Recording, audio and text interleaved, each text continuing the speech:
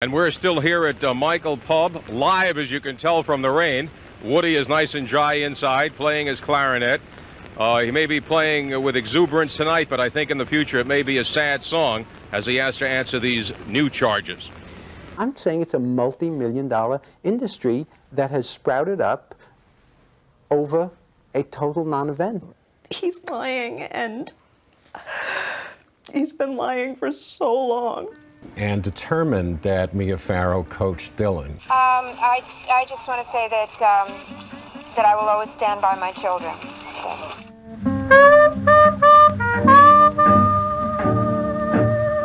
When you hear somebody say that they were molested as a child, unless you're some kind of sociopath, the first thing you want to do is listen, and you're inclined to believe them. That doesn't make every allegation true, though. Before I'm willing to call somebody a child molester, I also need to learn at least the basics about the story, and whether or not there's a good reason to believe that they're guilty. The story of what Woody Allen is accused of doing to Dylan Farrow has at this point had 28 years of conflicting accounts and bad journalism to muddy the waters, but the actual event at the story's center is really fairly simple, with an abundance of witnesses that can tell us about what happened in the house that day, and it's not nearly as gray and unknowable as some people seem to think that it is. As crazy as it might seem, I see people every day willing to call Woody Allen a child molester or a rapist who, when pressed, don't even know what exactly it was that he was accused of doing. The thing is that once you nail down the specifics of what is alleged to have happened that day, you can see that it's virtually impossible for the assault to have even taken place. People are unwilling or unable to sort through 3 decades of trivia on this, so they're willing to decide the issue based on seeing one interview or reading an article or two. Eventually I'll get into the long winding family saga, but the first thing I want to do is quickly explain the allegations simply and debunk the misconceptions directly surrounding it. In this video I don't want to ignore or minimize anything that the Farrows have to say. Actually, the main thing that I want to do is to look at exactly what they have to say in detail and see how much of it holds water. Only on CBS This Morning, Dylan Farrow addresses the alleged sexual abuse by her father, actor and director Woody Allen. Let's go to August 4th, 1992. And if you could tell us what happened that day. I was taken to a small attic crawl space in my mother's country house in Connecticut by my father. He instructed me to lay down on my stomach and play with my brother's toy train that was set up. And he sat behind me in the doorway, and as I played with the toy train, I was sexually assaulted. As a 7-year-old, I would have said he touched my private parts. Mm-hmm. Okay, okay. Which I did say. All right, all right. As a 32-year-old, he touched my labia and my vulva with his finger. Even as somebody who thinks that Woody is innocent, Dylan's interview is still hard for me to watch. You still want to believe her. But of course it's more complicated than that. Virtually every single detail of this account has changed over the years. At one point it was said to have happened in the TV room, then on the stairs up to the attic, and the exact details of what Allen is supposed to have done to Dylan have all changed. With Dylan at several points saying that nothing had happened or that Allen had touched her shoulder, and at other times Dylan and Mia alternating between describing inappropriate touching or digital penetration. I'm not in any way suggesting that one type of sexual assault isn't serious, but for the sake of clarity, since I see people online routinely describing Allen as a rapist, by any relevant legal definition of the word, in no version of the story has he ever been accused of raping Dylan. The problem with it is that, on the face of things, the accusation itself is fairly ridiculous. Look, be logical about this. I'm 57. Isn't it illogical that I'm going to, at the height of a very bitter, acrimonious custody fight, drive up to Connecticut where nobody likes me in the house. I'm with a house full of enemies. I mean, Mia was so enraged at me, and she had gotten all the kids to be angry at me, that I'm going to drive up there and suddenly, on visitation, pick this moment in my life to become a child molester. It's just incredible. I could, if I wanted to be a child molester, I had many opportunities in the past. I could have quietly made a custody settlement with Mia in some way and done it in the future. I mean, you know, it's so insane. Before the events of August 4th, on January 13th, 1982, Mia Farrow had discovered that Woody Allen had been having an affair with her adopted daughter, Sunni Previn, when she discovered on the mantelpiece in Allen's apartment nude Polaroids that he had taken of Previn. Now, Previn's father was not Woody Allen, but rather Andre Previn, Mia Farrow's former husband. But I'll get into the family family tree details later. Either way, the discovery obviously infuriated Mia. After this, Woody and Mia were in the process of deciding custody of the 3 children that they had together, adopted and otherwise, and Woody still visited them, but it was a tense situation since Mia had been instructing the children that Woody was evil and a monster and the devil and could never be trusted. On August 4th, Woody was at Frog Hollow, Mia's house in Bridgewater, Connecticut, with their 3 children and the 3 children of Mia's friend, Casey Pascal, along with Sophie Burge, a French tutor for Dylan, Christy Gerdeke, the nanny for Mia's children, and Allison Strickland, the nanny for Pascal's children. Mia and Pascal had, for some reason, in spite of Mia's insistence that Woody was a monster who must be watched at all times, decided to leave the house and go shopping. Even with Mia and Pascal gone, there were 2 nannies and a tutor in the house who were both on high alert and had been warned to keep an eye on Alan, and Moses Farrow, who was 14 at the time and says that he was also instructed by his mother to be on high alert. It was a responsibility that he says he took seriously, and he insists that Woody never left the living room that day with Dylan, and that the 2 of them were never out of sight of the nannies and the other children together. The stories of the nannies have shifted over time, but none of them have said that Dylan was ever out of their sight for more than 20 minutes at the very most. The original story was that she wasn't out of sight for more than 5 minutes. So the claim would later be that, sometime during those few minutes, Woody, who has never been accused of a similar crime before or after, in a small house full of witnesses, decided that it was the moment to take Dylan into a small crawl space, in spite of the fact that he's also a noted claustrophobe, and very quickly molest her. Now, in spite of how improbable the claim might seem, it was never dismissed out of hand. It was investigated and reinvestigated and reinvestigated extensively, and it's about as well documented as an incident like this can ever conceivably be. Doctors made a physical examination of Dylan and found no signs of abuse. Displeased with those results, Mia arranged for another physical examination which delivered the same answer. When the allegation first surfaced, Dylan's therapist, who she had been seeing since the prior year, Dr. Nancy Schultz, met with her several times and concluded that nothing had taken place. Mia fired Schultz for giving the wrong answer. Schultz would later testify that Dylan has an unusually active fantasy life. Dr. Schultz said she worked very hard to help Dylan develop a sense of connectedness and a relatedness to other people. The Connecticut State Police still continued to investigate the matter thoroughly, though, and they brought in the Child Sexual Abuse Clinic of Yale New Haven Hospital. The Yale New Haven experts, the sex abuse clinic that the authorities sent the case to, investigated the matter totally for 6 months and determined that Mia Farrow coached Dylan and that Dylan was having difficulty with distinguishing fantasy and reality. They also concluded it did not happen. The team, consisting of Dr. Leventhal, a pediatrician, Dr. Julia Hamilton, PhD in social work, and Jennifer Sawyer, master's degree in social work, concluded unambiguously that the abuse had never happened. Now, before I go any further, in case you think I'm making things up or selectively quoting at any time during this video, I'm going to provide links in the description and at the end of the video to the best sources that I found, and in those sources you can find other links to virtually every single thing that I reference in this video. As Dylan Farrow says herself, if you don't believe me, don't take my word for it, you can look it up. People say it's a family matter. It was many years ago. I don't really know the details of this case. So find out. I mean, it's really, like I said, it's so easy in this day and age. So the Yale New Haven team reached the following conclusion. It is our expert opinion that Dylan was not sexually abused by Mr. Allen. Further, we believe that Dylan's statements do not refer to actual events that occurred to her on August 4th, 1992. In developing our opinion, we considered 3 hypotheses to explain Dylan's statements. First, that Dylan's statements were true, and that Mr. Allen had sexually abused her. Second, that Dylan's statements were not true, but were made up by an emotionally vulnerable child who was caught up in a disturbed family and who was responding to the stresses in that family. And third, that Dylan was coached or influenced by her mother, Mrs. Farrow. While we can conclude that Dylan was not sexually abused, we cannot be definitive about whether the second formulation by itself or the third formulation by itself is true. We believe that it is more likely that a combination of these 2 formulations best explains Dylan's allegations of sexual abuse. The major reasons for our opinion that Dylan was not sexually abused are the following. There were important inconsistencies in Dylan's statements in the videotape and in her statements to us. She appeared to struggle with how to tell about the touching. She told the story in a manner that was overly thoughtful and controlling. There was no spontaneity in her statements, and a rehearsed quality was suggested in how she spoke. Her descriptions of the details surrounding the alleged events were unusual and were inconsistent. Experts at Yale New Haven Hospital back Woody Allen's claims that he did not sexually abuse his adopted daughter, Dylan. Good evening. The filmmaker says the report out today supports what he said all along, that he did not molest his adopted daughter, Dylan. Allen also says the report recommends that Mia Farrow seek psychiatric help.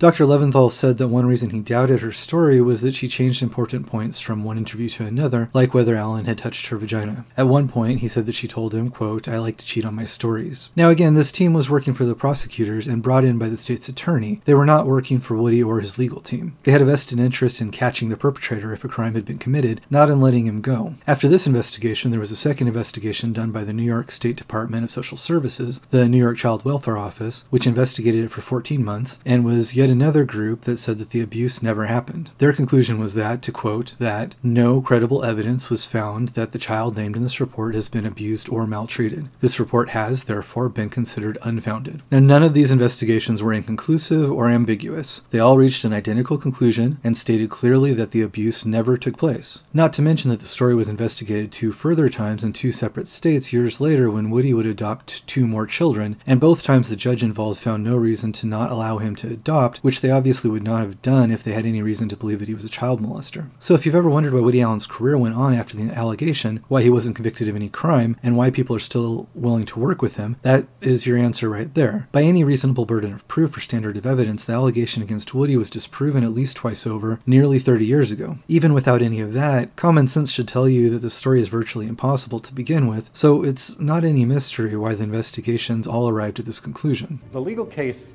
there is no legal case. It's over. The fact that Dylan is free in this country to say whatever she wants, nobody's going to be able to stop her, and we can't stop people from believing what they want to believe. The fact of the matter is that she got, and Mia Farrow got, the best process that you could ask for when you have an allegation of child abuse. She went to the authorities. The authorities treated it seriously. They retained, as an expert group, the best group in the country to make a determination. They determined that the molestation did not occur. That is the end of the case. There is no case. People can continue to talk about it, and it can be headlines in the tabloids, but the fact of the matter is there is no case, and there was no case.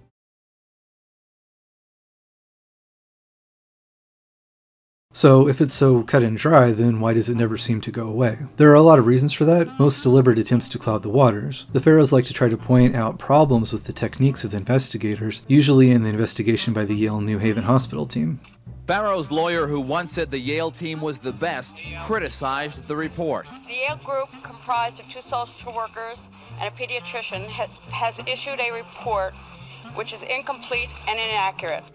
As much as they might try to advance the idea that the Yale New Haven team was somehow discredited and incompetent, the truth is that they're very highly regarded and they still exist today, and the same doctor, John Leventhal, who was in charge of Dylan's investigation, is still in charge there today. You could spend a couple hours just reading about all the awards he's won and the accomplishments in his 47-year career. I mean, seriously, the guy is about as respected and expert in his field as there possibly could be. For the Farrows to pretend like he's somehow discredited or incompetent or both is an insult to him and also an insult to the intelligence of anybody who can look him up and find out anything about him. But the Farrows would say that somehow in this one particular case they were a bunch of amateurs who didn't know what they were doing. Trying to poke holes in one investigation anyway ignores that the other independent investigation in New York reached an identical conclusion. There's 2 quotes that I want to talk about specifically because they're the favorites of the anti-Woody camp, and you'll see them quoted all the time out of context and used as conclusive proof of Woody Allen's supposed guilt. The first is the quote by the judge in the custody case, Elliot Wilk, who said that Woody's relationship with Dylan was, quote, grossly inappropriate, unquote. And the second is the Connecticut State's Attorney Frank Mocco saying that he had, quote, probable cause, unquote, to prosecute Woody, but that he chose not to save Dylan further trauma. You'll hear variations on these 2 quotes, but it's basically these 2 phrases, grossly inappropriate and probable cause, that people seem to think constitute a smoking gun. Out of all the endless back and forth about the case, your average internet commentator has the mental real estate to retain a total of about 4 words. So first, the idea that Judge Wilk denied Woody custody based on his supposed grossly inappropriate conduct towards Dylan. First off, he didn't permanently deny Woody custody. He delayed it for 6 months, during which Dylan was supposed to go to therapy to deal with everything that had happened, and then it would be reevaluated and visitation could possibly begin again. He actually said that, quote, the evidence suggests that it is unlikely that Alan could be successfully prosecuted for sexual abuse, which, while he didn't dismiss the possibility in the same language that the investigators had, is hardly the same as saying that he thought that it had happened. Wilk also granted Woody visitation with Ronan, and after 6 months, the reevaluation of Dylan did conclude that seeing Woody again could possibly be good for Dylan. Moses was older at the time and allowed to choose for himself whether he would like visitation with Woody, which he declined for reasons that he later said were more to do with pressure from Mia. So at the time, visitation was far from conclusively prohibited, which you would think would be the case if this judge had reached any type of conclusion that Woody was molesting the children, which is what the Pharaohs tried to imply that he was saying. So then what did he mean by grossly inappropriate? It was based on the comments of the child therapist, Dr. Coates. Another thing the Pharaohs often repeat is that Woody was supposedly in therapy for inappropriate behavior towards Dylan, which is another intentional fudging of the truth. He came in to speak with the therapist working with their children as part of Dylan's therapy to evaluate their relationship. He was not sent to a therapist of his own to figure out something that was wrong between him and his daughter. Woody and Mia both had regular visits with Dr. Coates to discuss Dylan and Ronan's progress, so you could just as much say that Mia was in therapy for her behavior towards Dylan. Mia said that she was concerned about Woody smothering Dylan with attention because he hardly paid any attention at all to the children Mia had from her prior marriage to Andre Previn, which, by the way, will come up again when we talk about the idea that Woody Allen was supposedly some kind of father figure to Sunni, when all concerned will say that in reality he hardly even spoke to her. Woody said that the reason he was paying so much attention to Dylan was that Mia was obsessed with Satchel, later to be known as Ronan, and would close herself in her room with him for long periods, ignoring Dylan, who could sometimes be found crying and alone at Mia's door. Mia says that the reason for this is that she was recovering from a difficult birth, but that hardly seems to explain it, and she also had her prior biological son, Fletcher, reportedly sleep in her bed with her until he was 7. Woody says that she told him that she had read research about tribes where the women breastfed their children as late as age 7 or 8, and that she intended to do the same thing with Satchel. So it doesn't seem to be much of a stretch to say that her accusing Woody of paying too much attention to Dylan was projection on her part, but for now we'll stick to Woody and Dylan and leave Mia and her sons for later. So Woody agreed to see the therapist, and Coates said that she did think that his behavior toward Dylan was, quote, inappropriately intense, but only in the context of him giving Dylan too much time and attention while ignoring the other children. She repeatedly testified that she perceived no sexual element in his attention toward Dylan and never observed him acting in any sexual way toward her. This is the behavior referred to by the grossly inappropriate quote that the Pharaohs repeat, knowing that it will be taken to refer to something that the therapist in question specifically stipulated that it did not mean. Coates also, incidentally, reported that an evaluation of Dylan found that she easily would be taken over by fantasy when asked to describe something as simple as an apple tree. As for Alan's therapist, Catherine Prescott, the one he was actually in therapy with, she publicly stated that Alan's profile is definitely not that of a sexual offender. Judge Wilk's full statement reads as follows: the credible testimony of Miss Farrow, Dr. Coates, Dr. Leventhal, and Mr. Allen does, however, prove that Mr. Allen's behavior toward Dylan was grossly inappropriate and that measures must be taken to protect her. But the idea that measures must be taken to protect Dylan from Woody directly contradicts the testimony of 3 out of the 4 people he claims support this conclusion. Even if you extrapolate from Wilk's comments some kind of evidence of Woody's guilt, in spite of the fact that that is not what Wilk said, using this one remark as evidence of Woody's guilt gives more weight to the opinion of Wilk, who did no investigation of the allegation and is contradicting the testimony of the witnesses he heard, than to the opinion of both teams of professionals who investigated the allegation extensively and had the exact opposite opinion of Wilk. As to whether Wilk is a person whose opinion deserves such weight, you can read Woody's memoir, where he gives a long list of corroborated stories of people who said that their lives were ruined by Wilk's thoughtless decisions in their custody cases, and at least one woman who had Wilk preside over her case only to have him show up at her home and try to pressure her to have sex with him even though she said no and had a husband. The next big thing that the anti-Woody people love to quote is the prosecutor Frank Mako saying that he had probable cause to prosecute Woody but chose not to save Dylan further trauma. For one thing, if a prosecutor really has probable cause that a serious crime was committed, they have an obligation to prosecute, otherwise they aren't doing their job. To say that they have cause but won't prosecute is a face-saving measure. It's also unprofessional for them to publicly imply that somebody is guilty when that hasn't yet been proven. But even beyond all that, probable cause to prosecute is not the same as somebody being guilty, otherwise we would have no need for trials. So even if he did have the probable cause that he said he did, that just means that they could have had a trial to find out if Woody did it, not that Woody actually did do it. So in no possible way does the statement indicate guilt, but it does indicate a prosecutor who is extremely biased and unprofessional, and also that the Pharaohs are willing to bend the truth by trying to use this statement to imply guilt when it does no such thing. Woody actually filed a complaint against against Mako for this unprofessional conduct over him making this statement. The disciplinary panel ruled Mako's statements, quote, clearly allowed reasonable people to conclude that Mako was saying that Alan was factually guilty. We are highly critical of Mako's lack of sensitivity, in this case to the concept of the presumption of innocence. While at first Mako was found guilty of unprofessional conduct and reprimanded, later that reprimand was reversed, so you could side with the reprimand or the reversal. But the disciplinary panel did say that his conduct was cause for grave concern and was inappropriate, unsolicited, and potentially prejudicial. And legal experts testified that he violated a legal code of conduct by making his probable cause remark. At the very least, the fact that there was a hearing over this, and on one occasion his conduct was ruled inappropriate, would show that there was, shall we say, probable cause to consider that Frank Mako making this statement could be seen as, to coin a phrase, grossly inappropriate. Now, mostly everything else you hear used as damning evidence against Woody seems to be getting repeated from articles by Maureen Orth for Vanity Fair. In spite of claims that she's done many interviews and that these articles are all assiduously fact-checked, who exactly her sources were and how innuendos with only one witness can be fact-checked never seems to be completely addressed. You can better understand her involvement in the whole affair if you go back to her first article that she wrote about it for Vanity Fair in 1982, which purported to tell Mia's side of the whole story. It was so full of dubious assertions and unprovable allegations that Woody's team threatened to sue Vanity Fair for libel. Alan says he's always been a devoted father, a constant presence in his children's lives,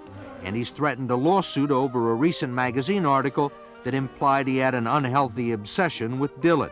Vanity Fair responded by blustering that Orth had interviewed over 30 sources for her piece, and that it had been thoroughly fact-checked. It's true that she interviewed a number of people, but almost every one of them was an employee or personal friend of Mia, and it's true that it was fact-checked, but according to a recent interview by Orth herself, the end result of the fact-checking was actually that they decided they wouldn't publish it until after Mia Farrow wrote a handwritten letter in which she promised that if they were sued, she would testify in court that the story was true, quote, from her point of view. In other words, saying that the article was her opinion, not objectively provable facts. The kerfuffle with Woody over the article led to Vanity Fair having what I think is an easily observable agenda against him. Filmmaker Robert Whitey has said that he talked to a writer who worked there at the time who said that they would cream every time somebody brought them a story smearing Woody. To this day, you can just Google Vanity Fair and Woody Allen and see that anytime somebody has a bad word to say against Woody, within hours they'll be reporting it on their website. Since 1992, Orth has repeatedly written glowing profiles of Mia the magical supermom and pieces smearing Woody Allen, all of which she'd have you believe has nothing to do with any personal vendetta against the guy who threatened to sue over her article. She gives these pieces names like 10 undeniable facts, which lends them to being shared on social media by people who assume that, since the title says so, the facts must be in fact undeniable. The truth is that everything that she's written has been thoroughly rebutted and denied. But the Undeniable Facts article is written in 2014, timed to the attempts of the Farrows to bring the case back to public attention, and among the Cancel Woody internet crowd, most of whom weren't around for the original scandal and can't be bothered to read long articles on it, these 10 easily digested bullet points are the source of almost all the arguments you see against Woody, so let's go through each of them. So the first undeniable fact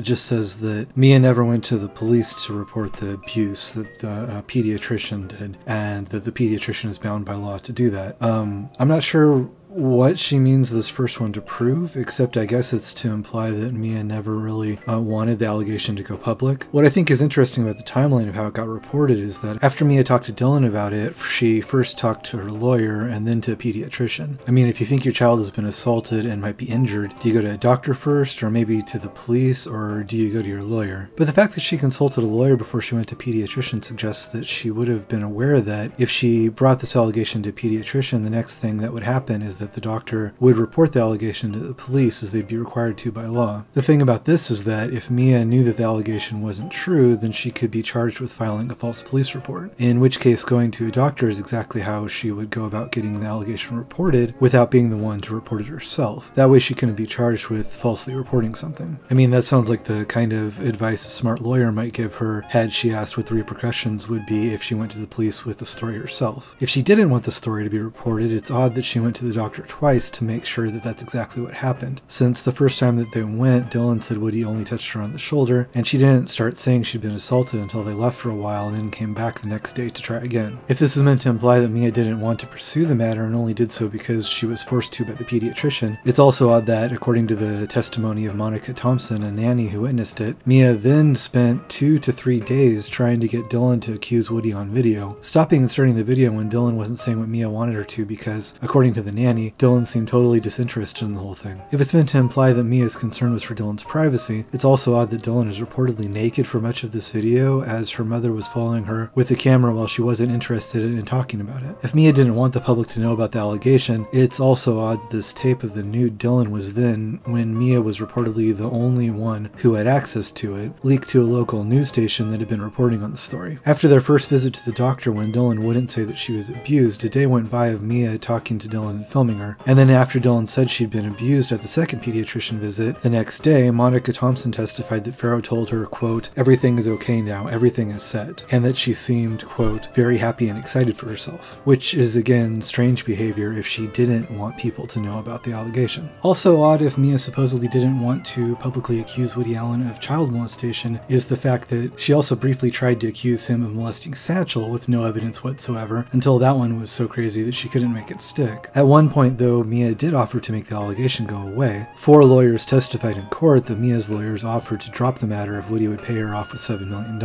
Woody refused the opportunity to settle, as he maintained that he hadn't done anything wrong. Second on the list is the idea that Woody Allen had been in therapy for alleged inappropriate behavior towards Dylan, and that Mia Farrow had instructed her babysitters that Allen was never to be alone with Dylan. I already talked about this one more extensively, but it's a distortion or outright lie to say that Woody was in therapy for this. Orth repeats this idea of Allen being in therapy for inappropriate behavior endlessly, even though she must know it's not true. And when you see people bringing up this one all the time, they're probably copy-pasting from her, or copy-pasting from somebody who copy-pasted from her. The idea that Mia instructed the babysitters not to be left alone with Allen only shows that she was trying to give people the idea that he's dangerous, which is exactly what he said himself she was trying to do. It's not evidence of anything that he did. It's also one of the main reasons the abuse allegation itself is so ridiculous, because it would have been impossible for him to do it in a house full of people instructed to watch him, and when he never would have been alone with Dylan to begin with. Third on the list says that Allen refused to take a polygraph administered by the Connecticut State Police. Instead, he took one from someone hired by his legal team. The Connecticut State Police refused to accept the test as evidence. The state attorney, Frank Mocco, says that Mia was never asked to take a lie detector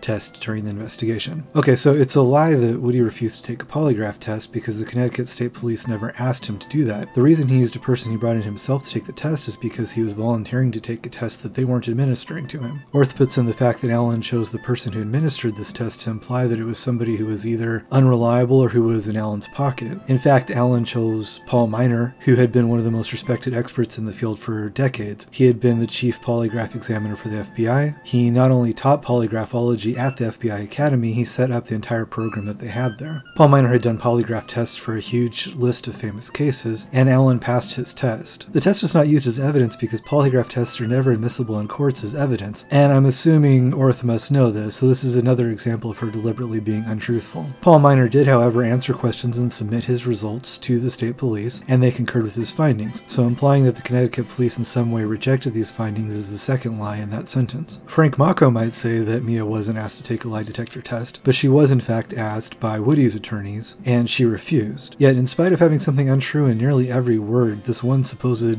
undeniable fact from Orth is constantly reduced to Woody refused to take a lie detector test, and then it's repeated. I'm wondering how Orth would fare under a polygraph examination regarding her articles on Woody. So as the list goes on, a lot of the other things aren't really even a single fact, so much as kind of like a free association of different events that she lists together to try to make you think that there's a cause and effect between the different things that she's mentioning. In number 4, she says that Allen subsequently lost 4 exhaustive court battles, lawsuit, disciplinary action against the prosecutor, and 2 appeals, and was made to pay more than $1 million in Mia's legal fees.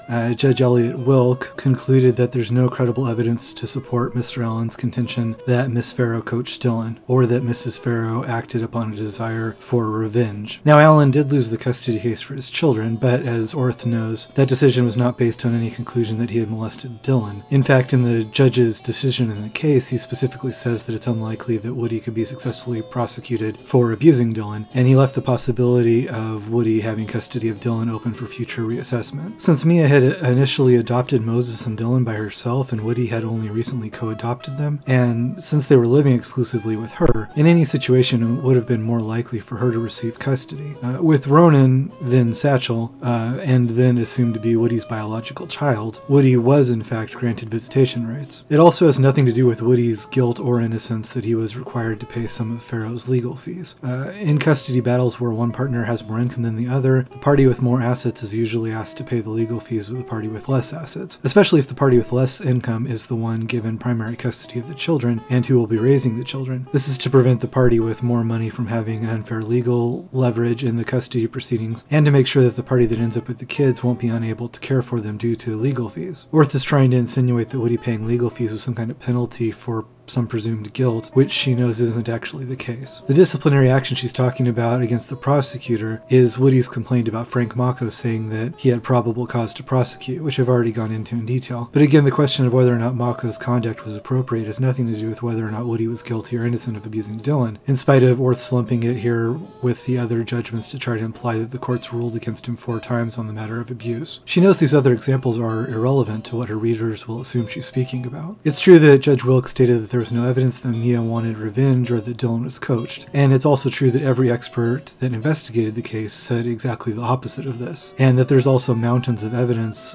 and endless witnesses who said that Mia wanted revenge against Woody. Wilkes' opinion is an opinion, not an undeniable fact, and it's an opinion with which all available evidence disagrees, which again Orth obviously knows. And what I don't understand is, how is this crazy story of me being brainwashed and coached more believable than what I'm saying about being sexually assaulted by my father? Might point out, I think Mr. Allen is at this point extremely upset about the whole matter, because he's sure, and I agree with him, that Dylan absolutely believes that this happened. Because if a memory is implanted in you when you're fragile and cannot distinguish between fantasy and reality, that sticks with you the rest of your life. Now, it's true also that the woman scorned idea is a pretty cliched way to dismiss allegations made by a woman in an acrimonious breakup. So when Woody says that Mia was out for revenge, when people suggest that she could have planted the allegation, that might sound like that's all that's going on there. In this particular case, though, there's endless evidence to suggest that this is exactly what Mia was doing. Because first of all, several weeks before it happened, Mia called me on the phone and said, in the course of an argumentative phone call, she said, "I have something very nasty planned for you." And I said, "What are you going to do, shoot me?" When did this happen? This happened several weeks or a month before the allegations. This was last summer? Yes, this was a month before this happened. And on many occasions, over the phone and in person, Mia had said to me, "You took my daughter, and I'm going to take yours." What did she mean by that? She meant by it that I had formed a relationship with her 21-year-old daughter, and she was going to get my daughter, who's Dylan, I only have one daughter. That's what she meant. She was going to seek her away. Her revenge that way, yes. There are many contemporaneous accounts from nannies and friends and Mia's other children that during the time after discovering Woody's affair with Sunni, she would rant and rave about him and tell her other children that he was evil and satanic. Immediately after finding out about Woody's affair, Mia had a family meeting with a house full of children, as young as 4 years old, and told them that Woody had raped their sister. She also beat Sunni with a phone receiver when she heard, which seems an odd way to treat somebody who's supposed to be a rape victim. The other nanny for the children, Monica Thompson, said in an affidavit, quote, "Since January, Miss Farrow has suffered dramatic mood swings and had screaming fits about Mr. Allen. These fits of rage were often conducted in front of the children, where she would say mean and nasty things about Mr. Allen. All of the pictures of Mr. Allen in the home were destroyed." A month before the alleged incident with Dylan, Allen says he found this note on a door while he was at Farrow's house for Dylan's birthday. It reads, "Child molester at birthday party. Molded then abused one sister, now focused on youngest sister. Family disgusted." Mia wrote that note. That's her handwriting. Oh, absolutely. I started getting phone calls all night long and death threats and calling me the devil and evil incarnate, and she ran out and adopted 2 kids, and 24 hours later she was threatening my life, threatening to stick my eyes out. Did she threaten your life? She threatened my life many times. She called me and she threatened to have me killed and to kill me. And to stick my eyes out, to put my eyes out, to blind me. Was there ever a time when you started to think maybe she means some of this? Yeah, she sent me a Valentine card. She didn't send it to me, she gave it to me. And I said, "Oh, thanks," you know. And I went downstairs, I got into my car and I opened it up, and there was a very chilling Valentine. meticulously worked on. I mean, one hesitates to say psychotically worked on, you know, a Victorian Valentine and a photo of the family, and through all the kids was thrust these needles and a steak knife stuck through the heart of the thing. And I got scared because, you know, that was one of the times that I thought, my God, this is really, you know, if you look at the thing, it's quite frightening. Dr. Coates, Satchel's therapist who saw Woody and Mia both frequently during the course of Satchel's therapy, testified that she warned Woody at the time that she feared for his safety because of threats made by Mia. She also described the angry phone calls and the Valentine with the knife in it, and was convinced that Mia could harm herself or Woody. She also said that Mia described Woody as, quote, satanic and evil, and that she pleaded with her to, quote, find a way to stop him. Then 4 days after that conversation about finding a way to stop him, Coates says Mia calls her with the allegation that Dylan had been abused, and she says she was extremely puzzled because this time Mia seemed very calm, whereas in the previous conversations Mia had seemed extremely agitated. One of the reasons Dr. Leventhal gave for not believing that Dylan had been abused was that when she was interviewed, rather than talking about herself being hurt, she would often refer to what Alan had done to, quote, my poor mother. In the next one, Orth references the comment by Judge Wilk about Alan's grossly inappropriate behavior. And then he also says that Mia claims that she told him that she had misgivings about his behavior towards Dylan from when Dylan was 2 or 3 years old, and told him that, quote, you look at Dylan in a sexual way, you fondled her, you don't give her any breathing room, you look at her when she's naked. I've also already gone into the whole grossly inappropriate line, but again, when you see these words repeated again and again, you see that they're most likely copy-pasted from Maureen Orth, who deliberately takes them out of context to refer to something that they weren't about. As for what she quotes Mia as saying, again, one person's opinion is not an undeniable fact, but most especially when that person whose opinion it is the exact person whose truthfulness we're trying to determine here. In this case, the allegation that Mia was supposedly concerned about Woody looking at Dylan in a sexual way from the age of 2 or 3 makes it really kind of odd that 3 years later, when Dylan was 6, Mia enthusiastically supported Woody adopting Dylan and testified that he was a great father. She wrote a glowing letter, or an affidavit, saying that I was just a loving and a caring and attentive father, and that I was that my adopting Dylan would be great benefit to her. This was her sworn affidavit.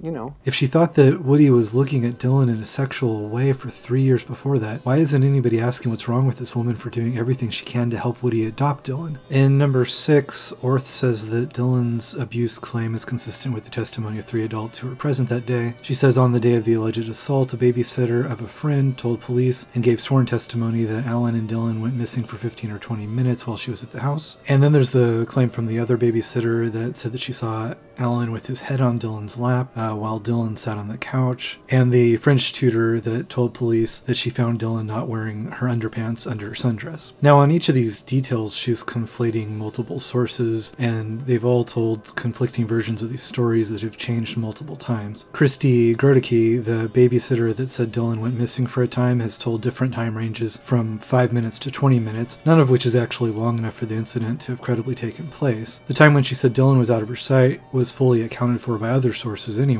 And then on top of that, according to the other nanny, Monica Thompson, Grodicke changed her mind about the whole story, saying, quote, that she felt guilty for allowing Miss Farrow to say those things about Mr. Allen. Grodicke said that the day Mr. Allen spent with the kids, she did not have Dylan out of her sight for longer than 5 minutes, and she did not remember Dylan being without her underwear. For what it's worth, Grodicke also went on to sell her story in a tell-all book, and also to allow them to make that book into one of the trashiest TV movies you'll ever see, in which she played herself. But regardless of the source of each version, the point is that the nannies and adults have all disagreed and told different stories, so Orth's suggestion that there's some kind of consensus on a proven timeline that Moses then contradicted is simply false. Orth is also being misleading with the way that she structures the second sentence here to imply that Grodicke talked to police on the day of the assault, when in fact she didn't talk to the police until much later, and at the time she said herself that, quote, everything seemed normal that day in the house. She talked to the police and came up with the missing minutes, which she initially said that she didn't remember, after talking to Farrow's lawyers, when witnesses said that Mia was pressuring them to be, quote, on her side. The idea that Woody had his head in Dylan's lap is something that Woody himself has said. She was sitting on the couch and he was sitting on the floor in front of her while they were watching TV, and he leaned his head against her. This was in a room full of people and full view of several witnesses. It only sounds sinister if you're working backward from the assumption that he's a monstrous pedophile and for some reason person stupid enough to touch her in a sexual way in a room full of witnesses. Allison Strickland, the nanny that reported the head on the lap, obviously wasn't that concerned about it at the time because she didn't say anything about it until talking to Pascal much later that night, and Pascal didn't tell Mia about it until the next day, so she didn't seem to be that concerned about it either. And the story about Dylan not having her underpants on at some point also has at least 3 different versions that contradict each other about who noticed this and how and when. The idea that Dylan didn't have underpants on at some point is still not an undeniable fact, but rather the assertion of a witness. But even assuming that it was true and not something Mia concocted, it doesn't prove anything other than that at some point in a busy house with a bunch of kids running around, one kid forgot to wear underpants, which is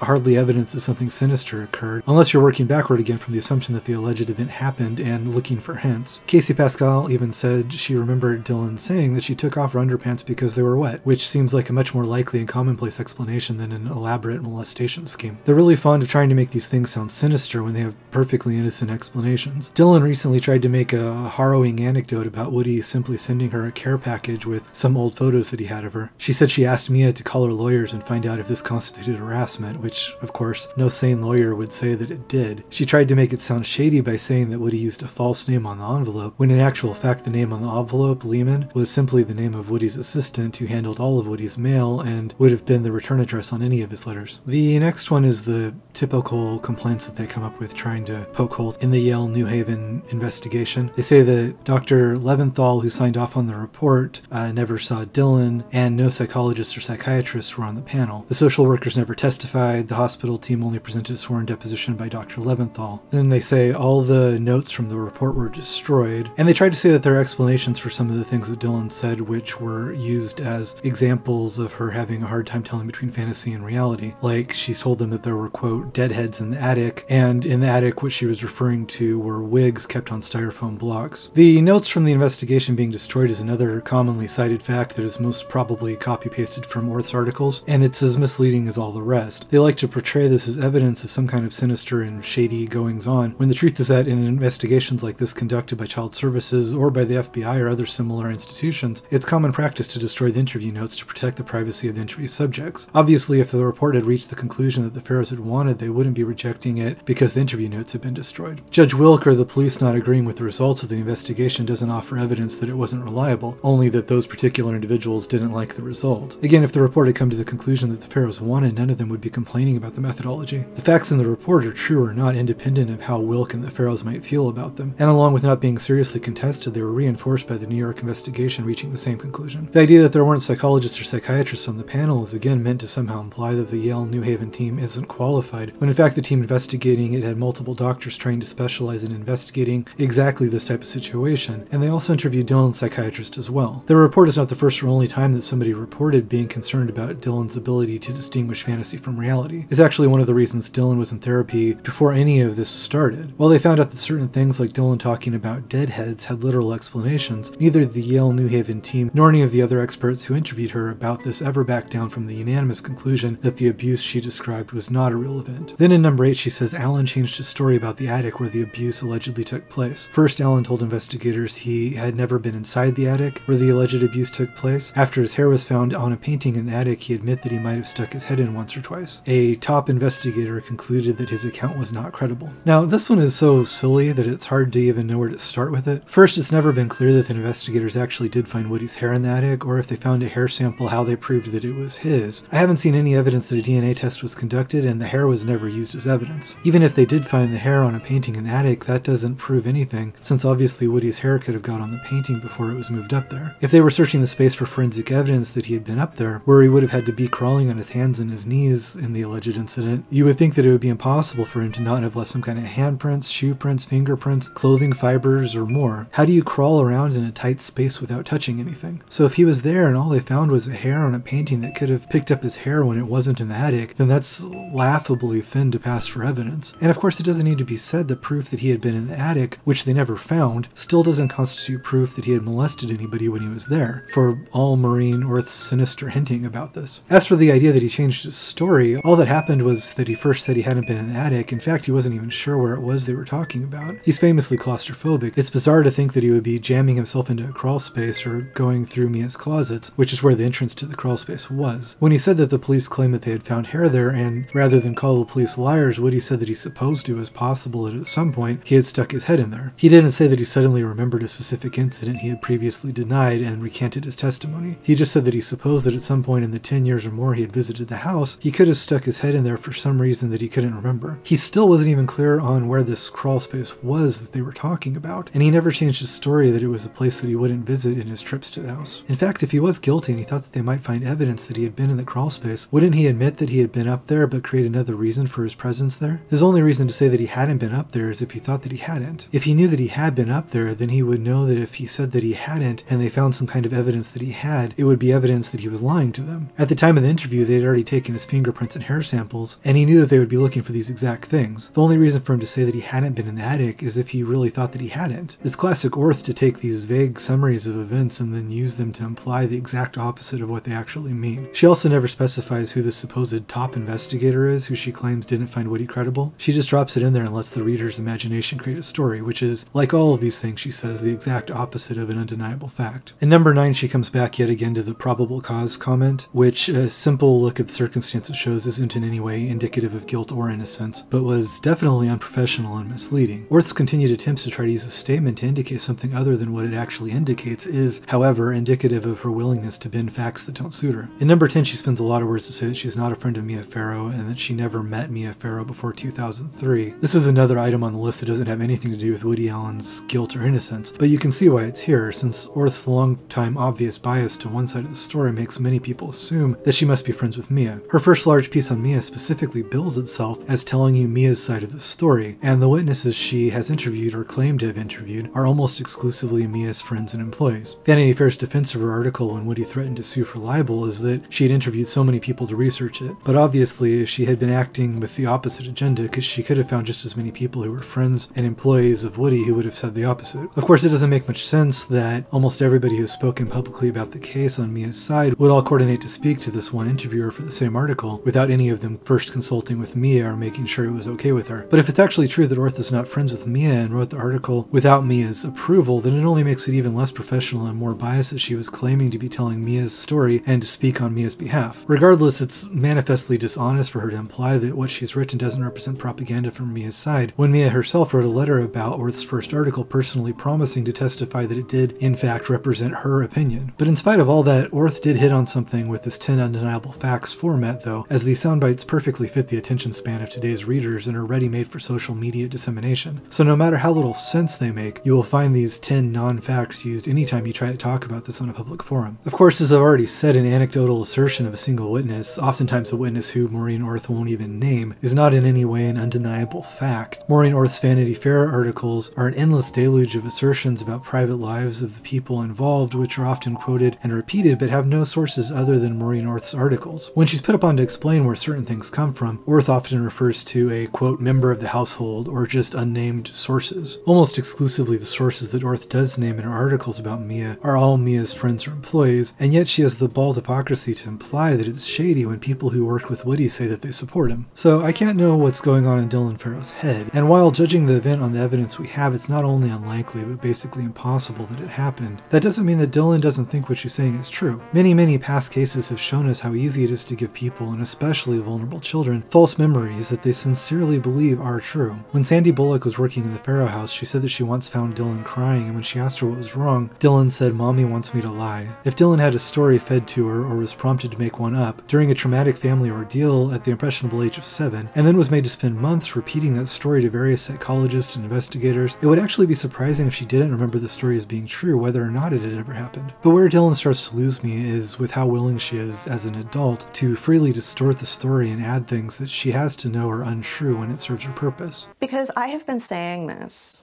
I have been repeating my accusations unaltered for over 20 years. She said, from then on, my story has never, ever wavered. Yeah. Right. And when you look at that, that's true. That's key. The fact that it's been 20 years and she's told the same story consistently over time. And as you point out, Emery, in hindsight, you look back at some of the details that she told you there and you go, oh. The biggest falsehood that Dylan and Ronan routinely state is that her story has never changed over the years. Like I already showed, almost every single detail of it has changed. First, there are the details that I already said, like the location of the alleged assault being changed at least 3 times. The details of what Woody is supposed to have done to her have all changed many times. Then there was the first time that Dylan told a doctor that it hadn't happened, but that wasn't the only time she said that. According to their nanny, Dylan again decided a couple months later on October 30th that it hadn't happened. Dr. Leventhal with the Yale New Haven team testified that she also initially told them that Woody hadn't touched her vaginal area, then said that she had, and then again that he hadn't. That brings us to a minimum of 4 separate occasions when she said that the abuse didn't happen at all. And you go, oh. Now, of course, as a child, probably scared and nervous and confused, it would make sense for her story to be confused and changing. But as an adult, she doesn't have that excuse, so why does she say it hasn't changed when she knows that it has? And why does she keep changing it? Every time she's told the story as an adult, there have been changes and new, colorful embellishments. The most noticeable of these is the train set she says was in the attic during the incident, which was never mentioned in any of the accounts prior to 2014, but which she now makes the centerpiece, dramatically saying that she's never been able to look at trains again. First, as her brother, who was there and 14 years old at the time, has described in detail, the attic in question was actually more of a small crawl space, which he said had a low ceiling, was full of boxes, exposed nails, mothballs, and mouse droppings. He insisted that the children were never allowed to play up there, and so the idea of there being an operational train set up there for some reason is fairly ridiculous. Filmmaker Robert Whitey, who researched the case extensively when he directed a documentary on Woody Allen, went one step further. In 2018, he offered Ronan and Dylan Farrow $100,000 if they could provide any verification of several statements that they had been peddling, which he believed were obviously false. He was willing to bet $100,000 that not only could they not provide a picture of any such train set, but that they couldn't even provide a picture of an electrical outlet in the crawl space with which to plug in this train set, which Dylan says was running during her assault. Now, Mia Farrow still owns the house, by the way. It would be simple to snap a picture of the attic if it would show what Whitey asked for. Then there's the fact that, like most of the details about the assault, you can debunk it with simple common sense. In the story, supposedly in the space of 10 to 20 minutes, Woody is getting Dylan to race upstairs with him through a closet, up into a crawl space, and then he also takes time to turn on a noisy electric train set that people looking for Dylan might have heard. It seems more than abundantly clear that the train set was added to the story as a theatrical flourish. When Dylan talked to Maureen Orth about it in 2013, she didn't mention a train set, but she said that to that day she still couldn't listen to jazz music because of what Woody had done to her. Then, a few months later, when Dylan wrote her editorial where the train set was first mentioned, she uses almost identical language to say that to that day she still can't look at train sets. Is it more likely that this train set existed in this dangerous crawl space with no electricity where the kids weren't allowed to play? Or that Dylan decided that, since the actual story of what Woody is accused of is so thin that it couldn't even fill up a blog, a little added detail might spruce it up and make it more convincing? Like I said before, I think it's quite possible that Dylan does believe that the abuse happened, even if it didn't, but if her mission is all about the truth coming out, not about an agenda, then why is she so willing to play fast and loose with the details? In 2014, when all this started coming up again, I was perfectly willing to believe that Dylan and Ronan knew things that maybe we didn't, but since then, the most convincing evidence I found of Woody's innocence has been the Farrow's own behavior. The train set is only one of many times when Dylan has stretched or invented facts in the last few years. So find out. I mean, it's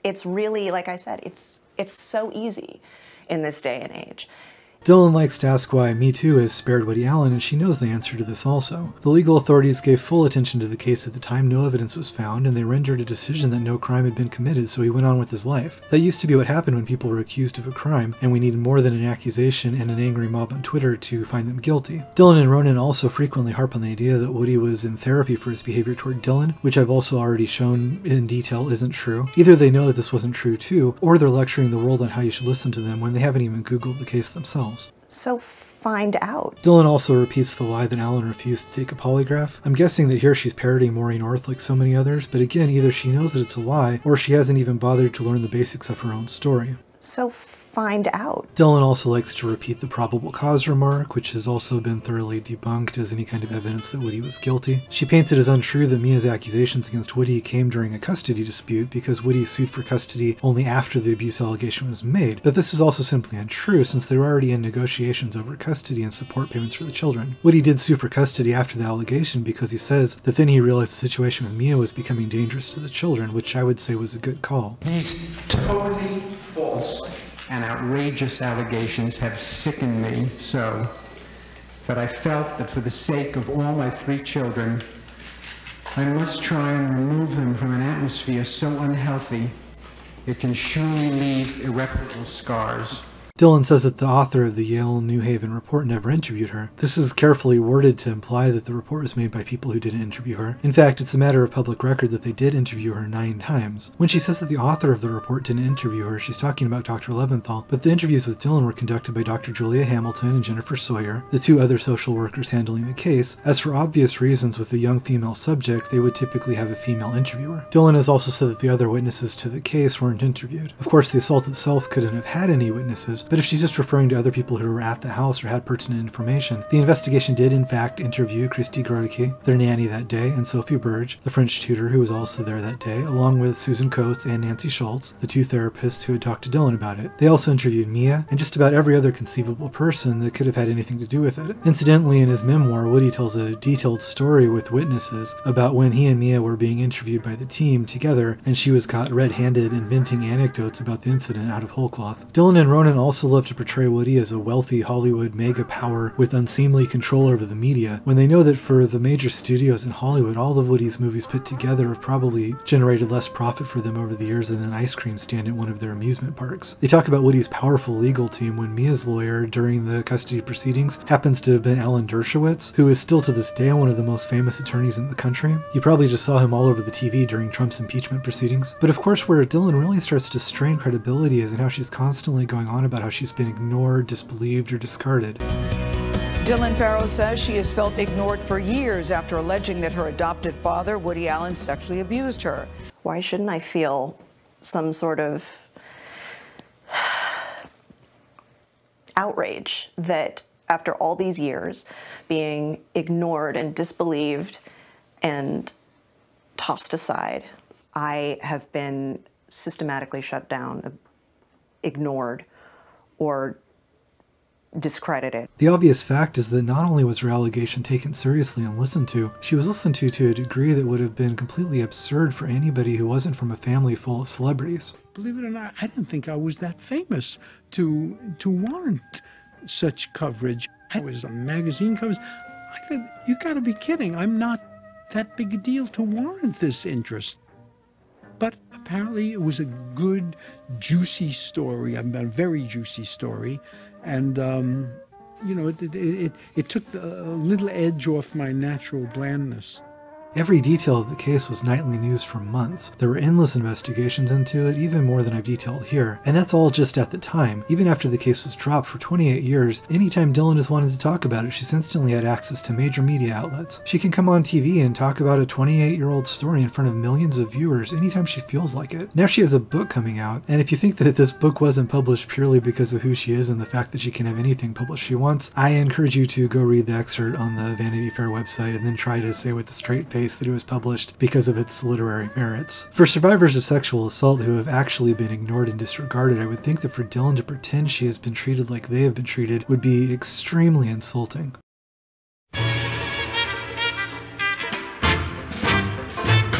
So now, before we can get any further into this, I think it's necessary to understand the family dynamics and who was related to who and how, and it's not simple. So first, let's run down all of Mia Farrow's children. First, there are the 6 children that Mia had with her second husband, Andre Previn. To begin with, she had biological twins by Previn named Matthew and Sasha. 3 years later, Mia and Previn adopted Lark Previn from Vietnam. The next year, she had another biological child by Previn, Fletcher. 2 years later, they adopted Daisy, another girl from Vietnam who was 2 at the time. I'm showing the dates they were adopted here, by the way, as opposed to the year they were born, if the 2 are different. After another 2 years, Mia and Previn adopted one more child, this time Sunni from Korea. Then Mia and Andre split. 2 years after that, Mia adopted Moses on her own. He's from Korea, like Sunni. Then Mia adopted Dylan, who is from Texas. And about 2 years later, Mia became pregnant with her 4th biological child, who we now know as Ronan Farrow, but who was Satchel at the time. Then in the time around and immediately following Mia's split from Woody, she goes on a veritable shopping spree for orphans, adopting in just a couple of years Isaiah, Tam, Quincy, Thaddeus, and Frankie. The Netherlands, Luxembourg, Belgium, and Portugal, France, England, Denmark, and Spain. Isaiah is African American, adopted shortly after he was born. Quincy is African American also, adopted at a little over a year old. Tam and Frankie are both blind and both from Vietnam, and both a little older when adopted, ages 11 and 6, since Mia likes to collect orphans and match sets.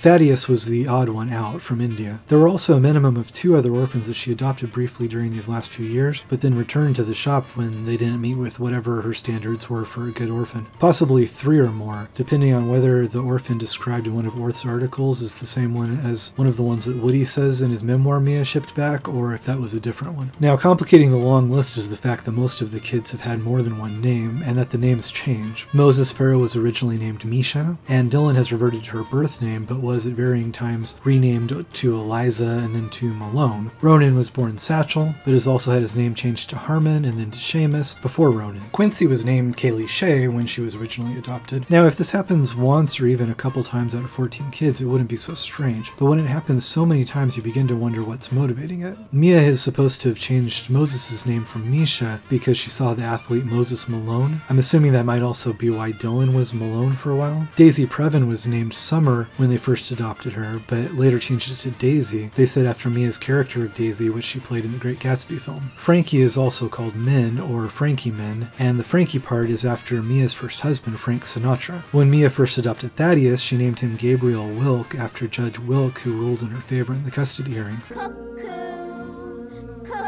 What I'm getting at here is that it seems that it's obviously Mia who is constantly renaming them, unless the kids on their own spontaneously decided to name themselves after figures from Mia's love life and acting career, and a little girl decided on her own that she'd like to be named after Mia's ex-lover. Sunni said that Mia tried to rename her Gigi at one point, possibly after a piece Andre Previn was working on, but Sunni wasn't having it. Frankie Min was already 5 or 6 when Mia named her, and presumably must have had a name and personality of her own, and yet she's named after Mia's love life. Dylan was already around 8 years old when her name started getting switched around to Eliza and Malone and so on. I kept being picked up out of my world and dropped, picked up out of my Beverly Hills garden and dropped in the public ward for contagious diseases.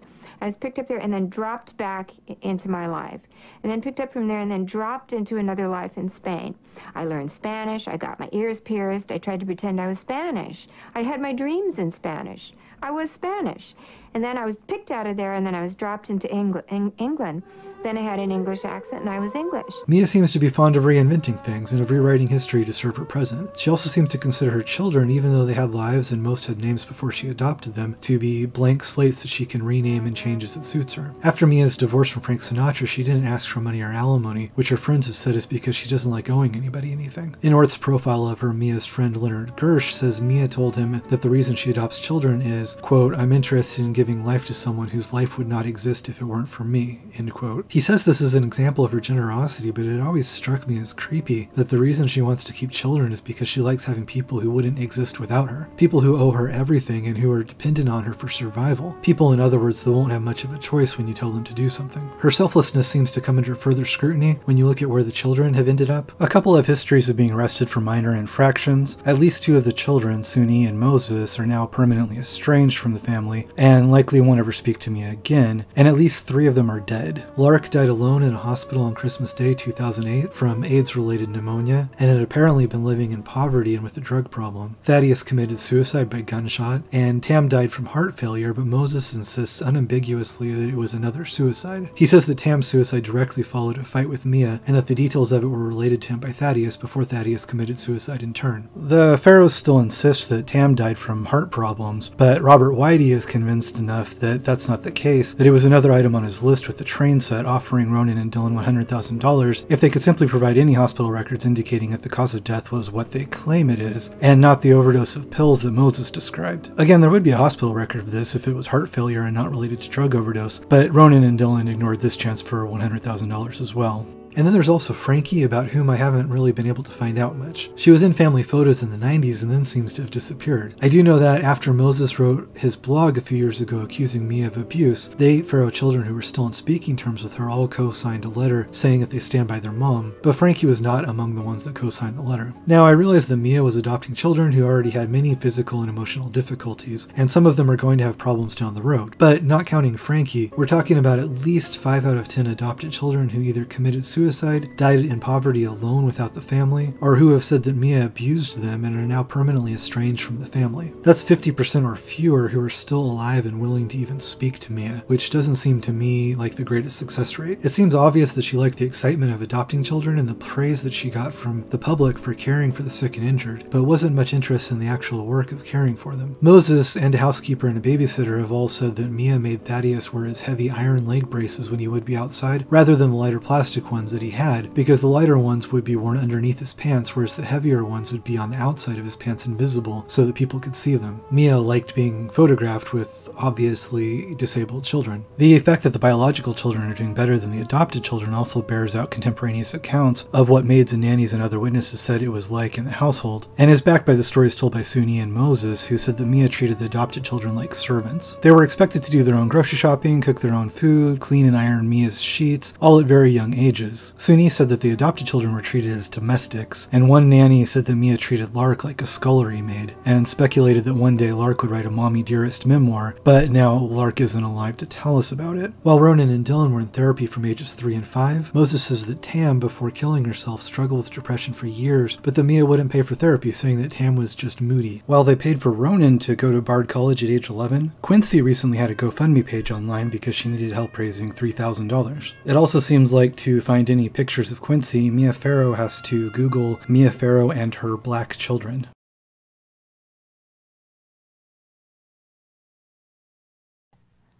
Uh-huh. How old are you now? 5. How does it feel? Good. Anything you want to say? Yes. Okay. Dad, I love you. I love you. In 2018, after the renewed allegation against Woody had been causing a furor for a while, and after he had given a couple short interviews that people didn't seem interested in listening to, Moses Farrow wrote a blog intent on setting the record straight. The adopted son of filmmaker Woody Allen is defending his father against accusations Allen sexually assaulted his adopted daughter nearly 3 decades ago. In a lengthy blog post yesterday, Moses Farrow said he can no longer stay silent as his father, quote, continues to be condemned for a crime he did not commit. Bianna Goladriga shows us Moses' new accusations against his mother. Bianna, good morning. Good morning. Some detailed accusations at that. Moses Farrow claims his adoptive mother, Mia Farrow, raised her children by coaching, influencing, and rehearsing. Moses claims he endured years of mental and physical abuse at the hands of his mother, Mia Farrow, and that led to him being obedient and deeply afraid of her.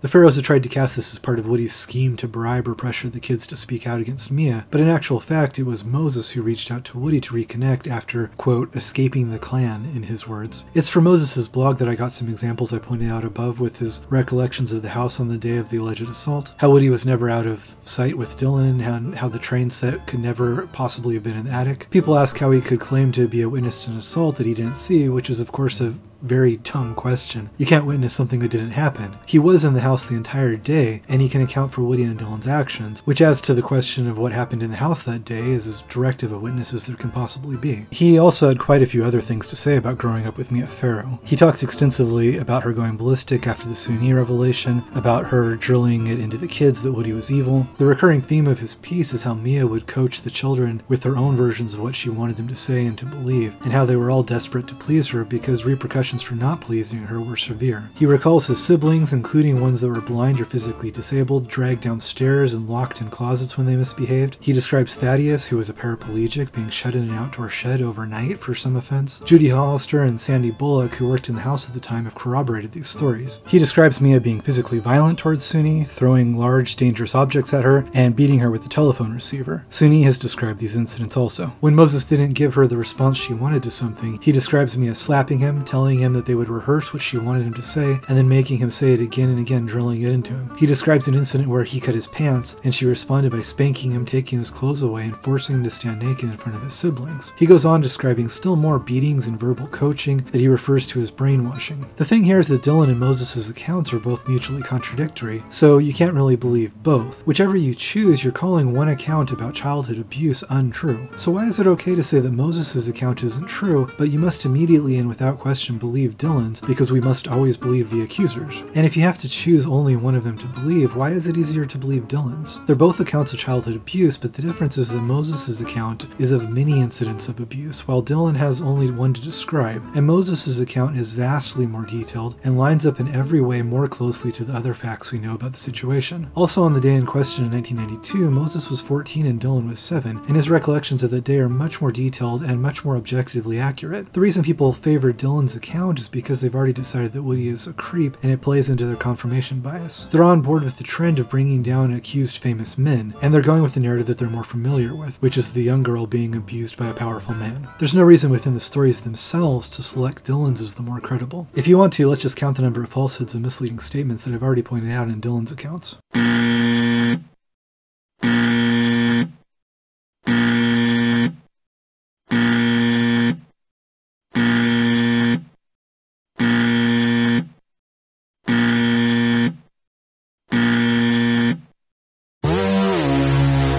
And then, how many falsehoods have been found to date in Moses' account?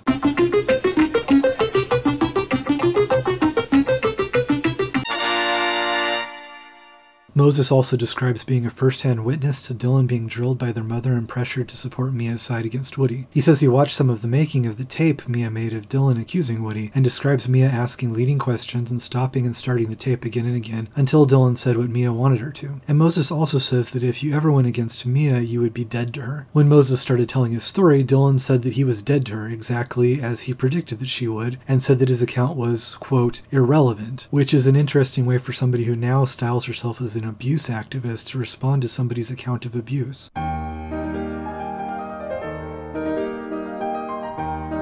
So it seems like once you confront people with the fact that there's no evidence that Woody molested Dylan, what they do then is turn the conversation to say that, well, they think his marriage to Sunni is disgusting, so if he did one, it's likely that he probably did the other. First, I find it really disturbing that people conflate the two things, because that means that they're saying that they think marrying a woman in her 20s is in some way comparable to molesting a 7-year-old. And if you have to explain to somebody the difference between those two things, the conversation has already gone off the deep end. But that's how muddy people's thinking is on this. They're not going off specific information, but rather vague hunches about what kind of a person they think Woody Allen is. You'll find in these same people who are willing to broadly generalize when deciding whether somebody's a child molester, that once you try to talk to them about the Sunni situation in detail, they don't actually know anything about that either. First, they'll say that Woody married his daughter. When you point out that Sunni wasn't his daughter, they'll switch to adopted daughter, and then they'll try out stepdaughter for a test drive. Once you've established that she was none of those things, they'll switch to saying that Woody was still a father figure to her anyway. When you ask how they came to that conclusion, they'll say that he was married to Mia or that they lived together. So just really quickly to get it out of the way, as Sunni has explained herself many times, she was not Woody's daughter. Andre Previn, Mia's second husband, was her father. When Sunni was younger, she hardly spoke to Woody. She said that she disliked him because she disliked Mia, and she thought that he must be a sap for dating her mother, who she thought was obviously using him. Actually, the fact that Woody hardly spoke to any of Mia's children that she had with Previn was one of the reasons Mia had wanted Woody to speak to Dylan's therapist in the sessions that the Pharaohs try to misrepresent as Woody being in therapy for creepy behavior towards Dylan. The problem Mia saw was that Woody only paid attention to Moses, Satchel, and Dylan, and wasn't interested in the children she had with Andre. Woody took on a parental role with the children that Mia had adopted as a single parent because they didn't have a father, and he hardly talked to the others, Sunni included, so calling him some kind of father figure to her is pure fantasy. Nevertheless, you could see why Mia would be upset that he started dating her daughter, and how it would obviously create an awkward situation. And that's something that Woody has freely admitted to. But again, I can't believe that I have to say that an unconventional relationship with a 21-year-old that has led to a long marriage is not the same as sexually assaulting a 7-year-old in an attic. What I'm getting at here is there has been an attempt to link my relationship with Sunni with charges of child molestation. They're two completely different things. I have an adult relationship with Sunni. Those people that feel they want to feel that it's questionable or not their taste, or she's too young for me, or she's Mia's daughter, or whatever they want to think, I'll take that heat. I'm responsible for that. I accept all the criticism that they want. You know, that it's my life and it's Sunni's life, and I accept that. That does not mean that I should be charged with child molestation. Sunni has told her own version of the story and strenuously objects to being seen as a victim. And it's interesting that Ronan, who is seen as the champion of Me Too, fought against the story being published and was successful in having it partially censored. When they talk about believing women, it seems that they're only referring to the ones who have stories that are convenient for them. Woody started seeing Sunni in December of 1991 at the suggestion of Mia that he should take Sunni to basketball games to spend more time with her since, like I said, before that Woody and Sunni hardly spoke. Mia was hoping that spending time at the games together might bring them a little closer, and it turned out that it worked a little better than she had hoped. At the time, Sunni was either 19 or 21, depending on which estimate you use. Her birth was not recorded in Korea, but based on bone samples, they placed it in that range. In public records, the date the pharaoh settled on was October 8th, 1970, and in her 1992 Vanity Fair interview, Mia said that Sunni was about 7 when adopted, which would still stick to the 1970 date. However, by the time of her memoir in 1997, Mia was saying that Sunni was 5 when adopted, which of course would push down the age she was when she started her affair with Woody. Even with the revised estimate, Sunni would still be 19 and a legal adult when she started dating Woody, but now Mia could say she was a teen when Woody started to sleep with her. When you tell people that she was well over legal age when her relationship with Woody began, they'll then switch gears again and say that he must have been grooming her before that. In this case, I'm not even sure what people mean by the word grooming, and I don't think that they really know either. If you have a fetish for underage girls, grooming them and waiting until they're 21 before having any kind of sexual contact with them kind of seems to defeat the purpose. But nonetheless, grooming is one of those buzzwords that people like to throw into a conversation when they can't articulate anything meaningful. Talking about this a while ago on Twitter, I had somebody just tweet the word grooming at me. A one-word tweet, as though that word alone was checkmate in the conversation. Their involuntary duosyllabic brain spasm, of course, got more likes than my reply, which had information in it. I've said before that if you're really curious about whether Woody's guilty, you could always just read the tweets of the people who think he's guilty, and you'll see that they don't have two brain cells to rub together between them. Read some of the tweets of the he married his daughter crowd, and you can usually tell it won't be productive to argue with them because they have the spelling and punctuation and grasp of critical thinking of a person who's profoundly mentally disabled. You know, because if you think Denny and Tommy are slow, your cousin May is dumb like a, like a horse or a dog or something. Yeah, but don't worry, I'm sure nothing could go wrong with letting a dirt stupid mob supplant our legal system and decide if somebody is innocent or guilty, right? The idea of Sunni supposedly being groomed is a way to reduce the statements of an adult woman on the subject to those of a child so you can remove her ability to make up her own mind and ignore what she has to say about it. In fact, she's always been articulate about it and independent. NBC's Morgan Radford gets us up to speed. Watch. Overnight, Sunni Previn breaking her silence 25 years after her affair with Woody Allen first made headlines.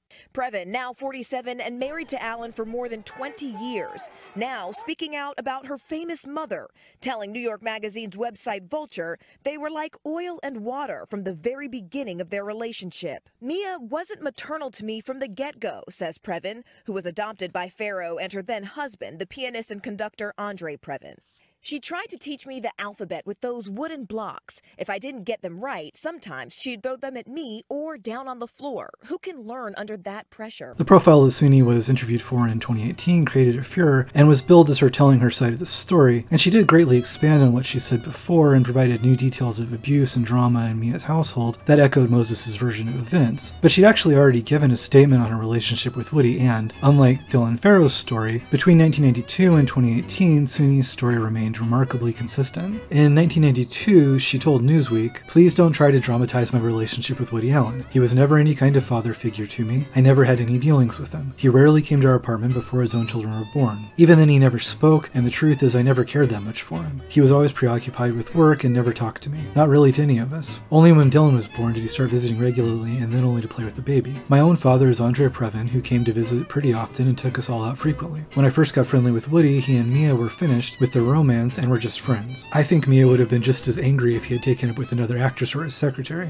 Mia was always very hot-tempered and given to rages which terrified all the kids. They can't speak freely because they're still dependent on her, but they could really tell stories, and I'm sure one day they will. It's true Mia was violent with me, and I have conclusive proof." Now, she told people back in 1992 that Mia had hit her and slapped her, and people didn't seem interested in hearing about it. In her 2018 profile, she went into greater detail again, describing Mia throwing things at her from a young age, slapping and spanking her, screaming at her and calling her retarded, threatening to Cinderton Insane Asylum. Again, like in Moses' blog, Sunni has a long and detailed account describing many instances of abuse, but people seem happy to ignore it while they also consider it heresy to question Dylan's much, much thinner story. Back in 1992, when the Pharaoh camp was trying to paint Woody as a predator, they supported Sunni's assertion that Mia dismissed her and treated her like she was stupid by insisting that she was dim-witted to the point that she couldn't possibly have written her statement to Newsweek. They insisted Woody must have written it for her, saying that she didn't even know the words that the statement used, in spite of the vocabulary in the statement being quite simple. In fact, Sunni was usually on the dean's list at Drew, and now has a master's degree in special education from Columbia University. She worked as a teacher at Spence, an exclusive private school in Manhattan as well. At the time, the Pharaohs were still working to present themselves as a loving home from which Sunni had been stolen by an evil pervert, and Mia claimed that they loved Sunni and would welcome her back with open arms, in between giving interviews where she would then try to make the successful college student out to be submental. But Mia's story about it began to shift, and by her 1997 book tour, she was describing Sunni as conniving and almost a sociopath, and talking about her more as a rival lover who had stolen her man, jealous exactly as Sunni said in her 1992 statement that Mia would be of anybody who had taken her man away, as opposed to a mother concerned for an abused daughter. In 2006, Mia said, quote, "She was on the streets in Korea when she was captured and brought to the state orphanage, and in a way I can see it from her perspective, a very limited perspective, that she's improved her situation. She's got the penthouse and the seated Elaine's, or whatever I had she has." If she really was angry because she felt that Sunni was being taken advantage of by a pervert, it seems odd that what she focuses on is jealousy of how Sunni now has the nicer penthouse that used to be hers. She still talks about Sunni almost as an animal when she mentions her very limited perspective. In 1997, she claimed that Sunni was unable to bond with people and would scratch and bite at them, although Sunni has had no problem bonding with Woody and has now raised two healthy and happy daughters of her own who both defend her and Woody. Once when Mia described looking at the nude Polaroids that Woody had taken of Sunni, she said, quote, "I felt I was looking straight into the face of pure evil." And it's Sunni's face she was describing looking at. Mia claims that Sunni's problems were from her upbringing in Korea, where she lived with a prostitute mother who would beat her. Sunni even says that at one point Mia tried to film her and get her to talk about this abusive prostitute mother, much like how she would later film Dylan describing being abused. The trouble is that Sunni insists that she has no idea where this prostitute mother's story came from, as she doesn't remember any such thing. She was found homeless on the streets and her mother has never been identified, so Sunni would be the only source that could have any information about her, and she never told anybody any of this stuff about an abusive prostitute. Mia was again embellishing the life stories of her children to suit her own creative whims, like when she tried to rename Sunni Gigi in spite of Sunni having a name and no need for a new one. In her Mia Farrow profiles, Maureen Orth repeats the prostitute mother stories, complete with vivid details about her banging Sunni's head in a door and abusing her in other ways. Sunni never told anybody any of that. Orth's piece adds the detail that when Sunni was found, she had no language at all and spoke in gibberish, when in actual fact Sunni ended up at an orphanage when she spoke to a woman who was trying to help her and called the police. Also, if Sunni spoke only gibberish, then how could she have told people these harrowing stories about the prostitute mother that Mia relays? Maybe when Mia says gibberish, she means Korean, because Sunni says she never made any effort to communicate to her in her own language after she was adopted, instead expecting her to immediately learn English and becoming angry and throwing things at her when she didn't learn fast enough. You can see the connection I'm trying to make by pointing out yet another example of Mia developing a fictional story about the lives of one of her children, and Maureen Orth being more than happy to write that story for Vanity Fair to publish in spite of the story falling apart under the mildest dusting of common sense. But the idea of presenting Sunni as some kind of femme fatale that stole Woody away from Mia is even more ridiculous than the idea that Woody married his daughter, because at that time, Woody and Mia didn't have anything resembling a healthy relationship for Sunni to break up. For one thing, Mia Farrow has said that Ronan Farrow is possibly Frank Sinatra's son, so unless she was just joking, she was still sleeping with Sinatra at the time anyway. Whether or not that's true, she said herself that her and Frank never really broke up. But aside from that, Woody has said that for the last period of the relationship after Ronan was born, they had grown apart to the point that she'd even taken back his key to their apartment. He already never lived there, and never even spent the night there, and didn't see her for most of the months out of the year when she was at her country home in Connecticut. You don't have to take Woody's word for it that the relationship was virtually over either. Satchel's therapist, Dr. Coates, the one who saw Woody and Mia both often during the course of therapy and testified about Mia's deranged attitude after the discovery of the affair, said that even before that they bickered about everything, and that, quote, "the amount of non-agreement between them was so great that it led me to ask why they were still together." From our first meeting with the couple in 1990, around 2 years before Woody's affair with Sunni began, Coates says she thought their relationship was in considerable trouble. Any description of the relationship between Woody and Mia at the time makes it abundantly clear that he was only coming around to see Moses and Dylan, and sometimes Ronan, when Mia wasn't locked up in her room alone with him. Moses and Sunni both describe it the same way, that his relationship with Mia was over. He's explained that the entire reason he felt like he should legally adopt Moses and Dylan wasn't because he and Mia were raising them together, but rather because he felt that his relationship to Mia was over, but he still wanted to to be a father to Moses and Dylan, and without adopting them, he would have no legal claim. When Sunni participated in her 2018 profile, Ronan of course went into full-blown attack mode, getting the magazine to soften the piece by changing certain details, such as Mia beating Sunni with the telephone, and making the magazine say that they were careful to make sure they also presented the perspective of Ronan and Dylan, even though, of course, the entire premise of the piece was to show Sunni's perspective, as Sunni's side of the story has had vastly less exposure over the years than Ronan and Dylan's, but Ronan and Dylan seem to be unaware that not every story printed in the world is about them. Sort of amusingly, Ronan complained that the piece was biased because the author was a friend of Woody's, and then Ronan's boyfriend John Levitt used his podcast to trash the story. I suppose somehow Ronan's boyfriend is a less biased source than Woody's infrequent social acquaintance. The shamelessness of the hypocrisy here is kind of astonishing, but we'll see that it gets much worse as things go on. Contrary to trying to use this relationship to get the piece written, Woody actually asked the piece's author, Daphne Merkin, not to publish it on more than one occasion, because he didn't want to be involved in the drama. Woody Allen has always denied it, and has denied it powerfully. Has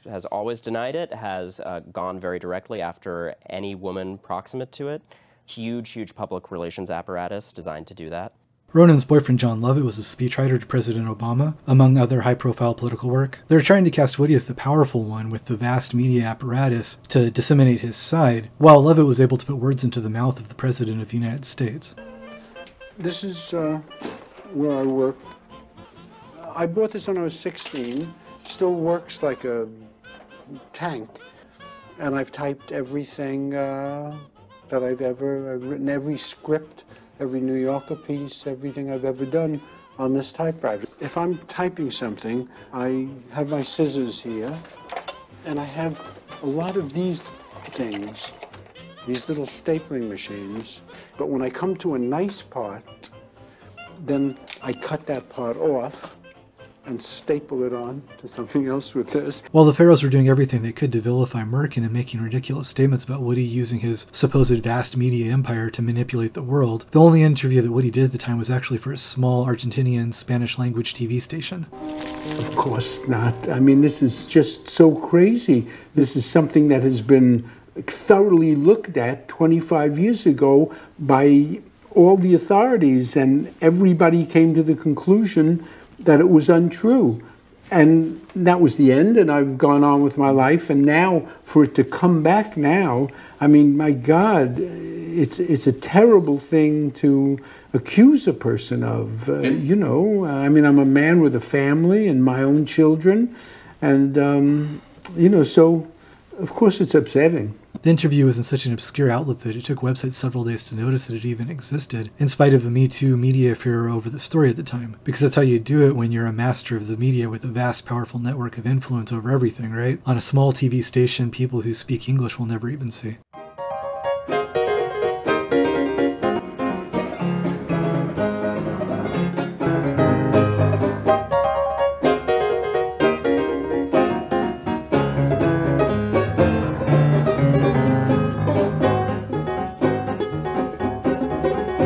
While I'm a fan of Woody's work, I'm also a fan of Mia's. I love a number of the movies that she's been in. When people talk about separating the art from the artist and whether we can still watch Woody's work, they don't seem to feel as conflicted about watching the work of a woman who has a much longer list of credible allegations of child abuse against her from multiple children. I think the question is irrelevant anyway, and I don't expect that just because I like somebody's art that will mean that they must have an unblemished personal life. I think Mia was amazing in several of the movies she made with Woody, and Woody is always willing to say that he thinks so too, even as Mia will take any opportunity to swipe at the parts he wrote for her. I'm not completely without sympathy for Mia in her personal life either, because I think once you start to go into her family history and her relationship history, it's immediately easy to start understanding how she could turn into the type of mother Moses and Sunni have described, and why she would see Woody having an affair with her daughter as one of the worst things that could possibly have happened to her. Mia Farrow's mother was a famous actress, Maureen O'Sullivan, who played Jane in early Tarzan movies, and her father was the director and producer John Farrow. John Farrow was also a notorious alcoholic and philanderer.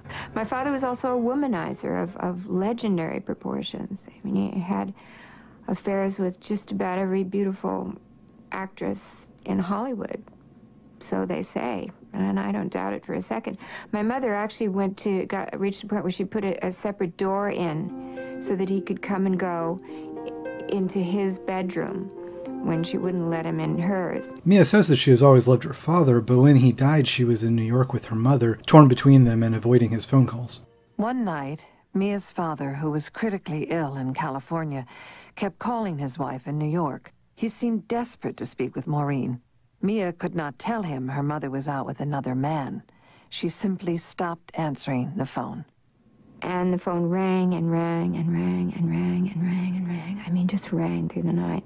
And I just held the pillow over my ears. And then finally my mother came in, and then the phone rang again. And it was the doctor, and he said my father was dead, and that he died with the phone in his hand.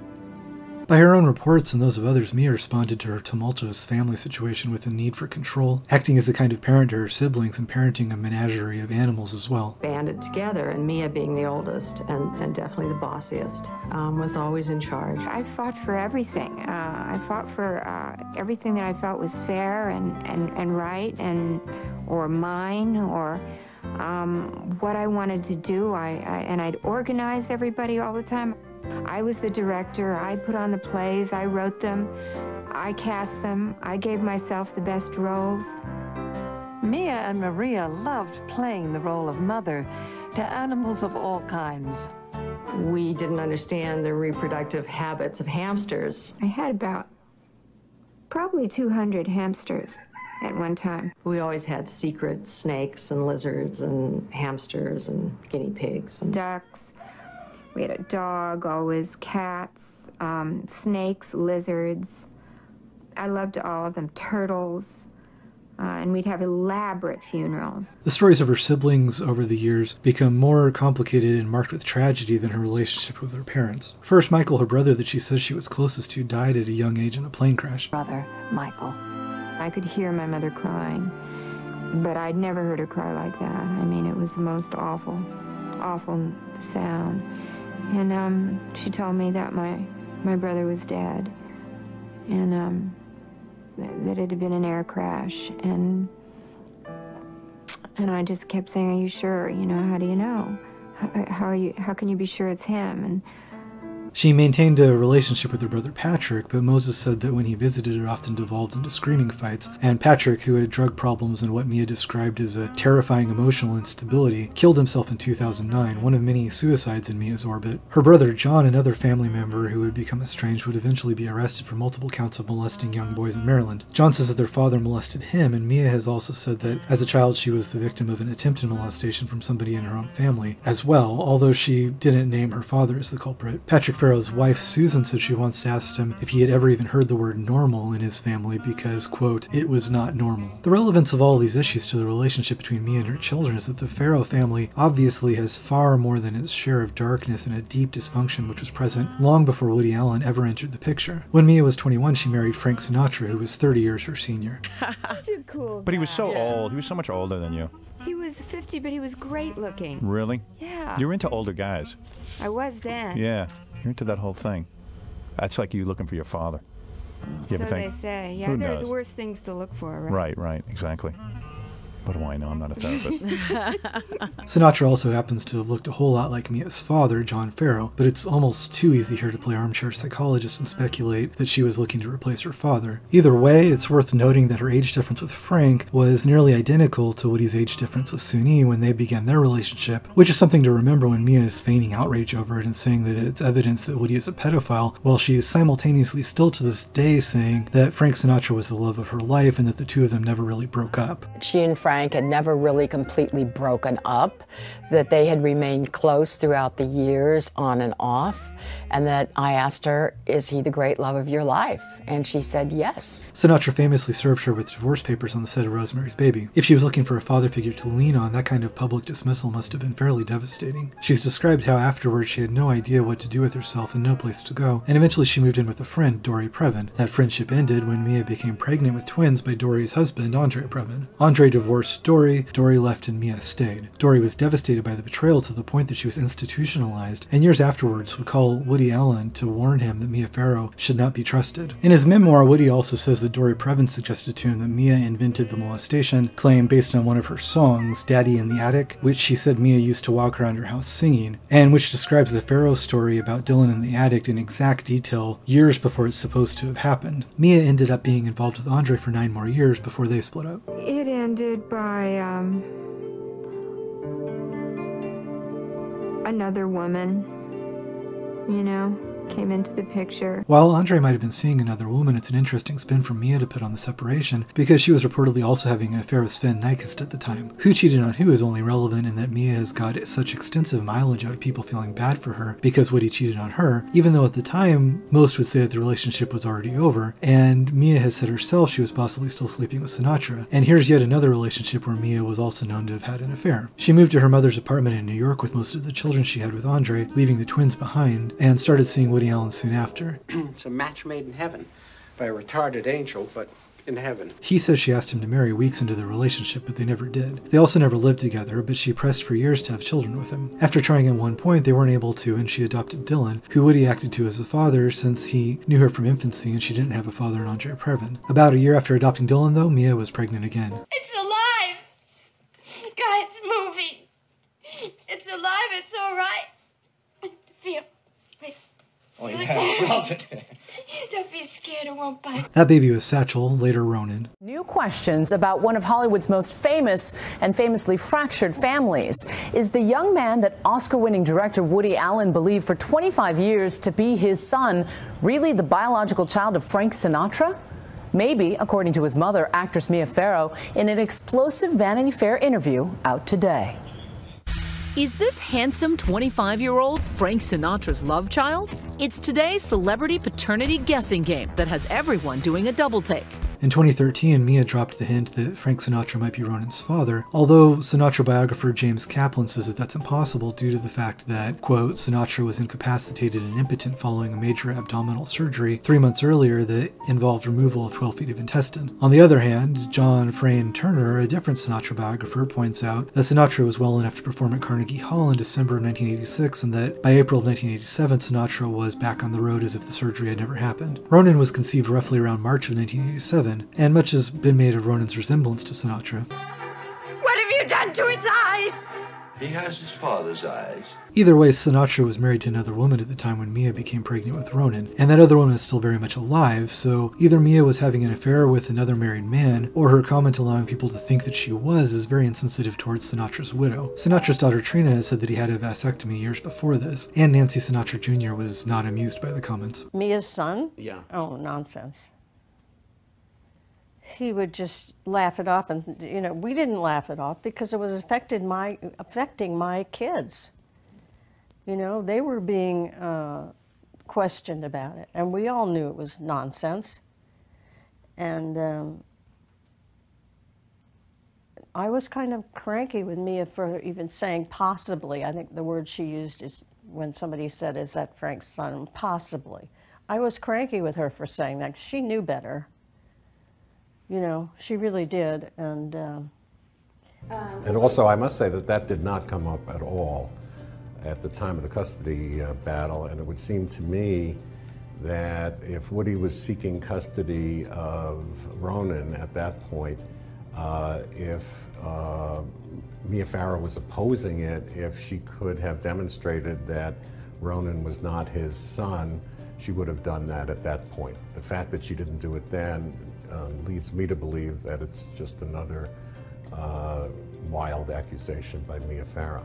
If you follow interviews with Mia over the years, every story she tells about her life seems to have a few different versions. If I were to play armchair psychologist, it seems obvious that this method of reinventing herself in the story of her life is her method of coping with things she doesn't like. It also seems to fit perfectly with Moses' descriptions of how she would insist on fictional versions of events and then coach and berate them until they would tell the version of events that suited her. But I do think that with this life and romantic history, it's easy to see why she would want a sense of control over the people she allows into her life and would like to collect people who are dependent on her care and who will be what she wants them to be. Probably 200 hamsters. Snakes and lizards and guinea pigs. And ducks, dog, always cat, snakes, lizards, turtles. Larksong, Fletcher, Daisy, Sunni, Moses, Dylan O'Sullivan Farrow, Satchel, Thaddeus, Isaiah, Kaylee Shea, Tam, Frankie. I loved all of them, and we'd have elaborate funerals.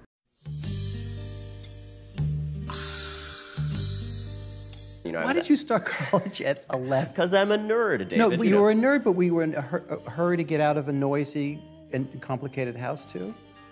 No, I mean, there was turmoil and trauma and pain in my childhood, but I don't think that's what I was out running. I think I think if there was an insecurity that fueled that, it was having a chip on my shoulder about these immense high-profile figures around me and wanting desperately to make my own mark on some level. It was all very ego-driven. According to Moses Farrell and others, at the age of 4, Ronan would announce to people, "My sister is fucking my father." I don't know about you, but to me that definitely sounds like something a healthy 4-year-old would be going around saying without any undue adult influence. He is an old soul. He's wise beyond reason. And he's absolutely devastatingly charming. Oh, I thought I saw you. No, you need your glasses on. Yeah, I really do. And funny. So smart. What a guy.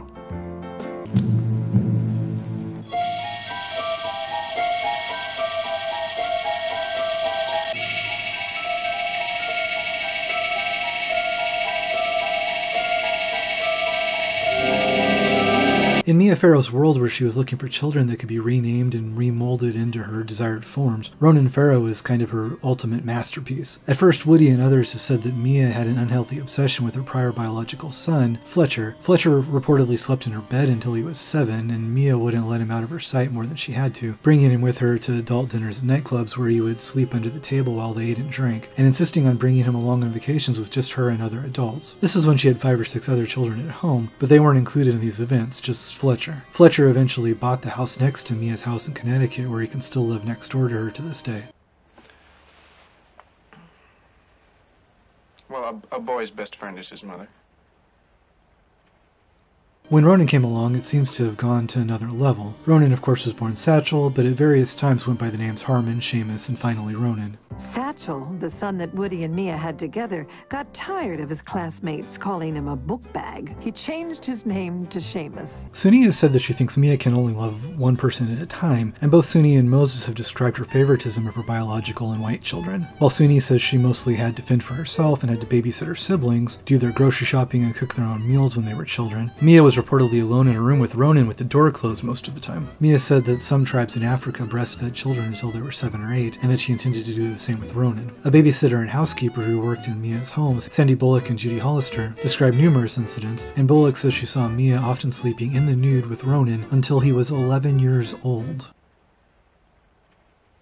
As Ronan got older, he seems to have been inseparable from his mother, accompanying her on trips she did for charitable work around the world. Again, the other children didn't seem to be included in these activities. It was just Ronan who was mother's constant companion. He's claimed that on one of these trips for UNICEF to the Sudan, he contracted what he describes as a severe illness, and he was in and out of crutches and wheelchairs from around age 16 to 20. I actually had been in a wheelchair for a while and was just recovering, and he knew this, but You'd had an infection from a trip to Africa. It was left untreated while I was doing a lot of that traveling, and I had many surgeries. And which severe illness it was, he's never specified, but Moses and others have stated unambiguously that what actually happened was that he had a series of operations to lengthen the bones in his legs because Mia felt that he would have a better chance of a career in politics if he was taller. So the devil's child will rise from the world of politics.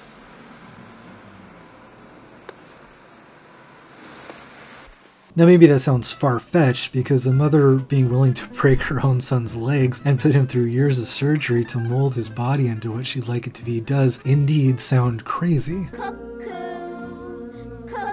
But another one of the things that Robert Whitey offered Ronan and Dylan $100,000 for was any medical records showing that he had an illness picked up in the Sudan which somehow led to these leg problems. And you would think that if Ronan had in fact contracted such an illness in the Sudan that he would have many medical records of it. But of course Ronan ignored this too, although you would think he would have liked to have $100,000 to donate to the Me Too causes he champions. Not only has he never provided medical records of his supposed illness, as far as I know he's never even named what this illness was supposed to be. Weigh that against multiple sources willing to state that they know the reason for his leg surgeries was cosmetic, and draw your own conclusions. To further understand Mia and Ronan's plans for his career and how it ties to the issue at hand, I think it's useful to look at the timeline of how Dylan's allegation against Woody resurfaced, and then I think the connections become abundantly self-evident. Ronan's history of using Woody Allen to goose his Twitter following goes back to about 2012. That's when he made the joke saying that in his family they called Father's Day Happy Brother-in-Law's Day. Now that tweet is kind of funny, I'll give him that. I don't begrudge him making a joke about the awkward awkward family situation that Woody's marriage to Sunni had created. After that, things were relatively quiet until October 2013, when Vanity Fair published a new profile of Mia Farrow in which she created headlines by dropping hints that Frank Sinatra might be Ronan's father. The new profile, which brought them both back into the headlines, came out less than 2 weeks before it was announced that Ronan would be releasing a new book. Then a couple months later, it really kicked into high gear when Woody was given the Cecil B. DeMille Award at the January 2014 Golden Globes. Ronan took the moment of the tribute during the telecast to tweet, quote, "Missed the Woody Allen tribute. Did they put the part where a woman publicly confirmed he molested her at age 7 before or after Annie Hall?" Timed simultaneously, though I'm sure it was just a coincidence, Mia also tweeted, "A woman has publicly detailed Woody Allen's molestation of her at age 7. Golden Globe tribute showed contempt for her and all abuse survivors." Now, it's interesting that Mia would say that this tribute showed contempt for all abuse survivors, given that she had just given permission to allow clips of herself to appear in this very tribute. Then she subtly tweeted, "Is he a pedophile?" and linked to the latest Vanity Fair profile, which, again coincidentally, had just been done a few months prior. Their sudden coordinated tweet storm, which brought the molestation accusation back into the news, coincidentally happened just over 2 weeks before it was announced that Ronan Farrow would be hosting a new MSNBC program. Only days after Ronan Farrow's new TV show is announced, Dylan Farrow suddenly publishes her famous open letter in which she restates her abuse allegation. My own sister was part of the history of women who came forward and refused to shut up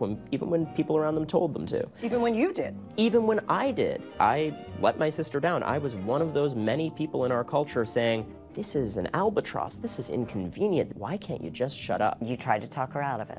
I tried to talk her out of it, vigorously, saying, "Stay quiet, you've already lived through this trauma.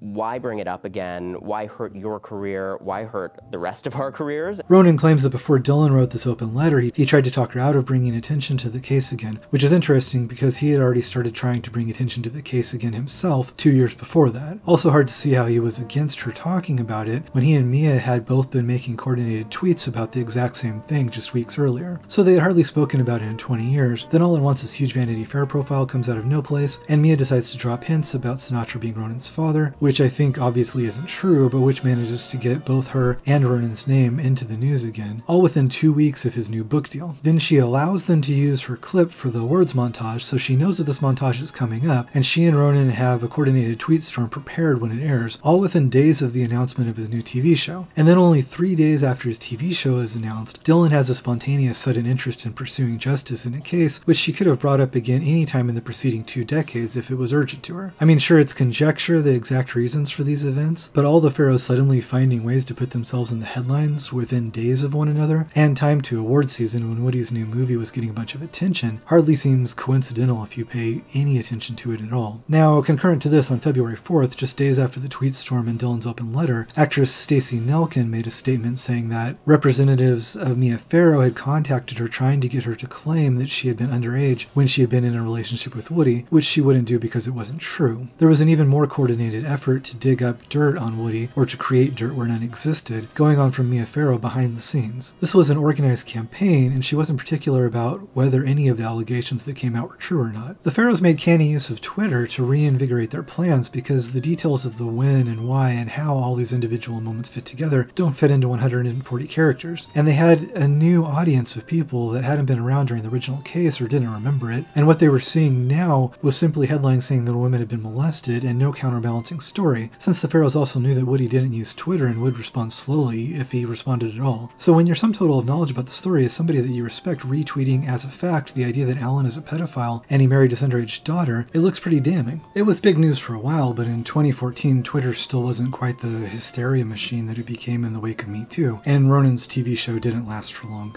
At the time, Ronan was a fresh-faced reporter working for NBC News, a child prodigy who was accepted into Yale Law School at just 15, but his on-air resume at that point was limited to a failed MSNBC show. Welcome to Ronan Farrow Daily. Canceled after just 1 season. In 2014, Ronan had seen something in how easy it was to mobilize an online mob to support his sister's claim without them knowing anything about the particulars of the story. So as soon as his TV show fails, and another one of those things that the Farrows would present as an astonishing coincidence, Ronan embarks on a quest to bring internet justice to another accused predator. Only he had noticed that he only got so far far by accusing Woody Allen because Woody only had one allegation against him that had already been repeatedly disproven. So this time Ronan Farrow would go after somebody with many, many allegations against them. And also, coincidentally, I'm sure that person happened to be somebody who had distributed some of Woody's movies back after the original scandal between Woody and Mia, and who some people credited with helping Woody's career survive the drama. I wonder if when you started reporting this, did you have any sense of where it would all go? I think it was clear to all of us from the beginning how significant this was, what a deep vein of untold stories we were tapping into, and the breadth of this, that, very rapidly as we were reporting this, it became apparent this was not just a story about Harvey Weinstein or a story about Hollywood. This was about a set of systems used to silence survivors of sexual abuse. This was the real stroke of genius here, because the amount of evidence against Weinstein is so vast and the number of accusers is so high that if enough of it comes out, you can't deny it, nor should you deny it. And it's good that Farrow's reporting helped bring attention to real sexual assault allegations by real victims who had previously been helpless to be heard. Everyone wants justice to be done. If there's something like the Me Too movement now, you root for them. You want them to bring to justice these terrible harassers, these people that do all these terrible things. And I think that's a good thing. What bothers me is that I get linked in with them. I mean, people who have been accused by 20 women, 50 women, 100 women of abuse and abuse and abuse. And I, who was only accused by one woman in a child custody case, which was looked at and proven to be untrue, I get lumped in with these people. Now, you can say that Ronan's work on Weinstein was undeniably a good thing, and also that his vendetta against Woody Allen is spurious and malicious. Both can be true, but the internet tsunami that followed the Weinstein reporting tore the internet into two camps, and with hundreds of news stories of alleged abuse hitting the internet every day, people didn't have either the time or the inclination to learn about every single one in detail. So to save themselves the effort and mental real estate, they reduced truth and due process to a team sport. Either you were with all of the accusers or you were with all of the accused. Now that's a false choice, but if it really was that simple, any decent person would want to support the victims, not the victimizers. And so Woody's story got swept up with the likes of Weinstein and Cosby, men who had dozens of credible allegations of rape and worse, compared to Woody's one thoroughly debunked allegation. Because Ronan Farrow was now a hero that had brought these dozens of other real allegations to light, to doubt him was to doubt the stories of many real victims who people believed that it was important to hear. But to say that one story is false obviously doesn't mean that you believe that no story of sexual assault has ever been true. All I'll say is that I owe my smize to the brave sources who spoke. Oh, wow. Noble. No. Deciding which stories are real and which aren't should be a case-by-case decision, and it depends on the validity of the case, not on the name of the person who is giving the allegation. Ronan Farrow says that he wants the focus of the reporting to be on the brave women who have come forward, and yet he can't ever quite seem to help making himself the center of the case. For somebody who says he doesn't want to be the focus of what's happening, who would have you believe his actions aren't about himself and his career, it's strange that for years now his face has been a perennial presence on any talk show or media outlet that will have him. Ronan Farrow. Ronan Farrow. Ronan Farrow. Ronan Farrow. Ronan Farrow. Ronan Farrow. Ronan Farrow. Ronan Farrow. Ronan Farrow. Ronan Farrow. Ronan Farrow. Ronan Farrow is here. He says that the focus of the story should be the women, but he can't help but telling it in the manner of an international conspiracy spy thriller and casting himself as the daring young James Bond or Fox Mulder. In his book, Farrow chronicles how his investigation took him on a harrowing journey that reads like a Hollywood script of espionage and sabotage. When you start to suspect you're being followed, you start to see the same people behind you on the street, and you're looking over your shoulder a lot, and you're seeing a car parked outside of your apartment at all hours, and you're ultimately moving out of your home to try to stay safe, and people are starting to tell you you have to get a gun. And there's a secret source that calls me and says, he's under the code name Axiom at first, and says, I'm in surveillance, walk against traffic for several blocks, go to one restaurant, go to another restaurant.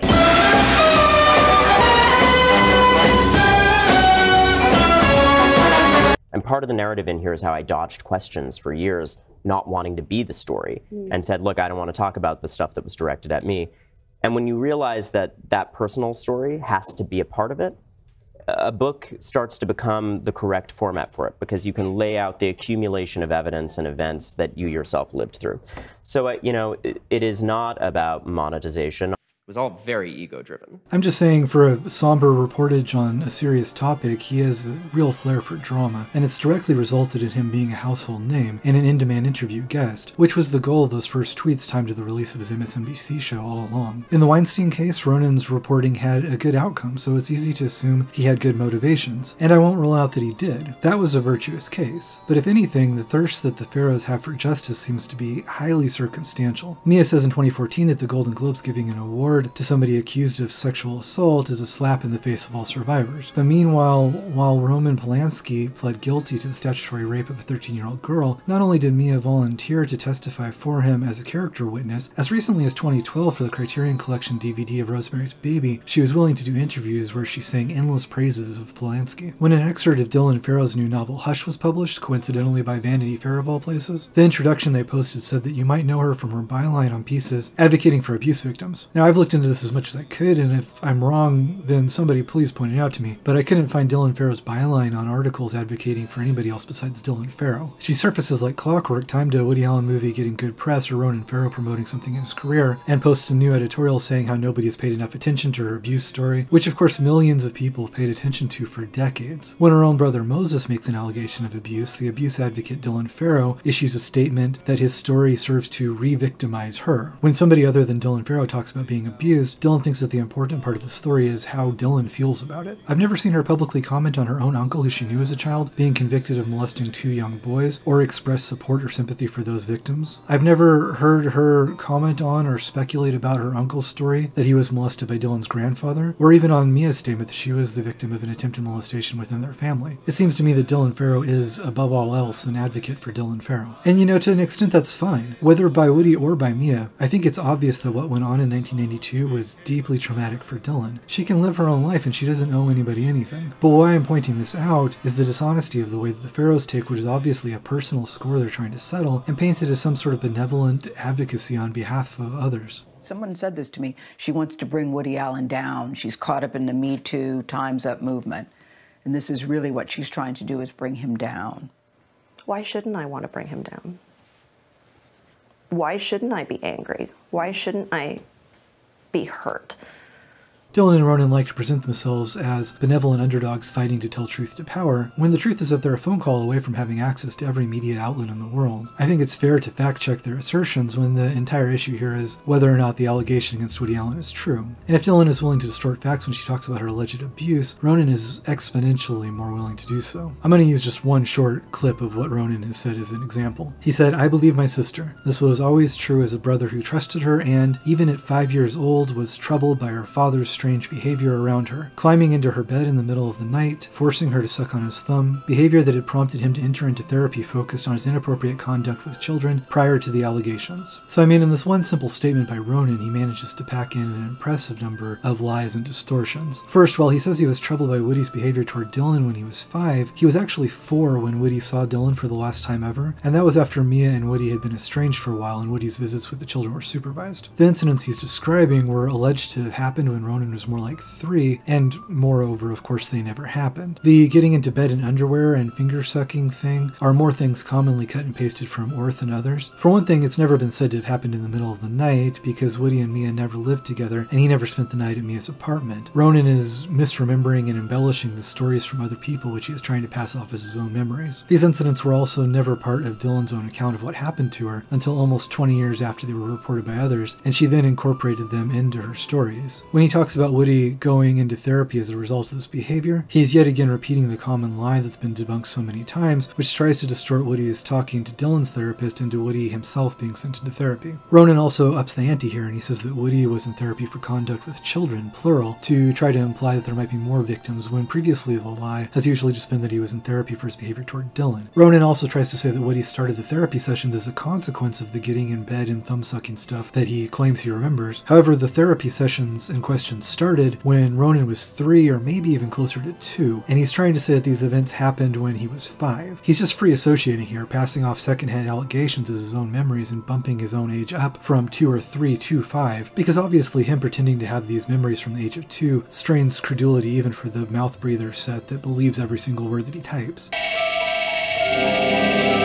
But because of the credibility he gained with his reporting on Weinstein, Ronan gets an automatic pass because people feel that to discredit him is to question all the women who came forward in his reporting and all the women that came out inspired by the reporting in the time following. Ronan's reporting on Weinstein was valuable and it achieved some good results. The women who came forward in his articles should be listened to and taken seriously. And also, the known list of times he has willingly distorted the truth to meet his ends is a mile long. These things aren't mutually exclusive. The fact is that while Me Too has accomplished numerous good things and made it possible for many people who were ignored before to be heard, the stories don't travel by means of pure altruism. You're on your global tour. This book is selling unbelievable numbers of copies. Websites love to post these stories because they're the ultimate celebrity clickbait. For women who have an abuser who doesn't happen to be famous, it's not nearly as short of a road to getting your own personal Twitter mob to bring him down. It's good business, and as many women as he may have helped, you can't deny that Ronan Farrow's career was helped just as much.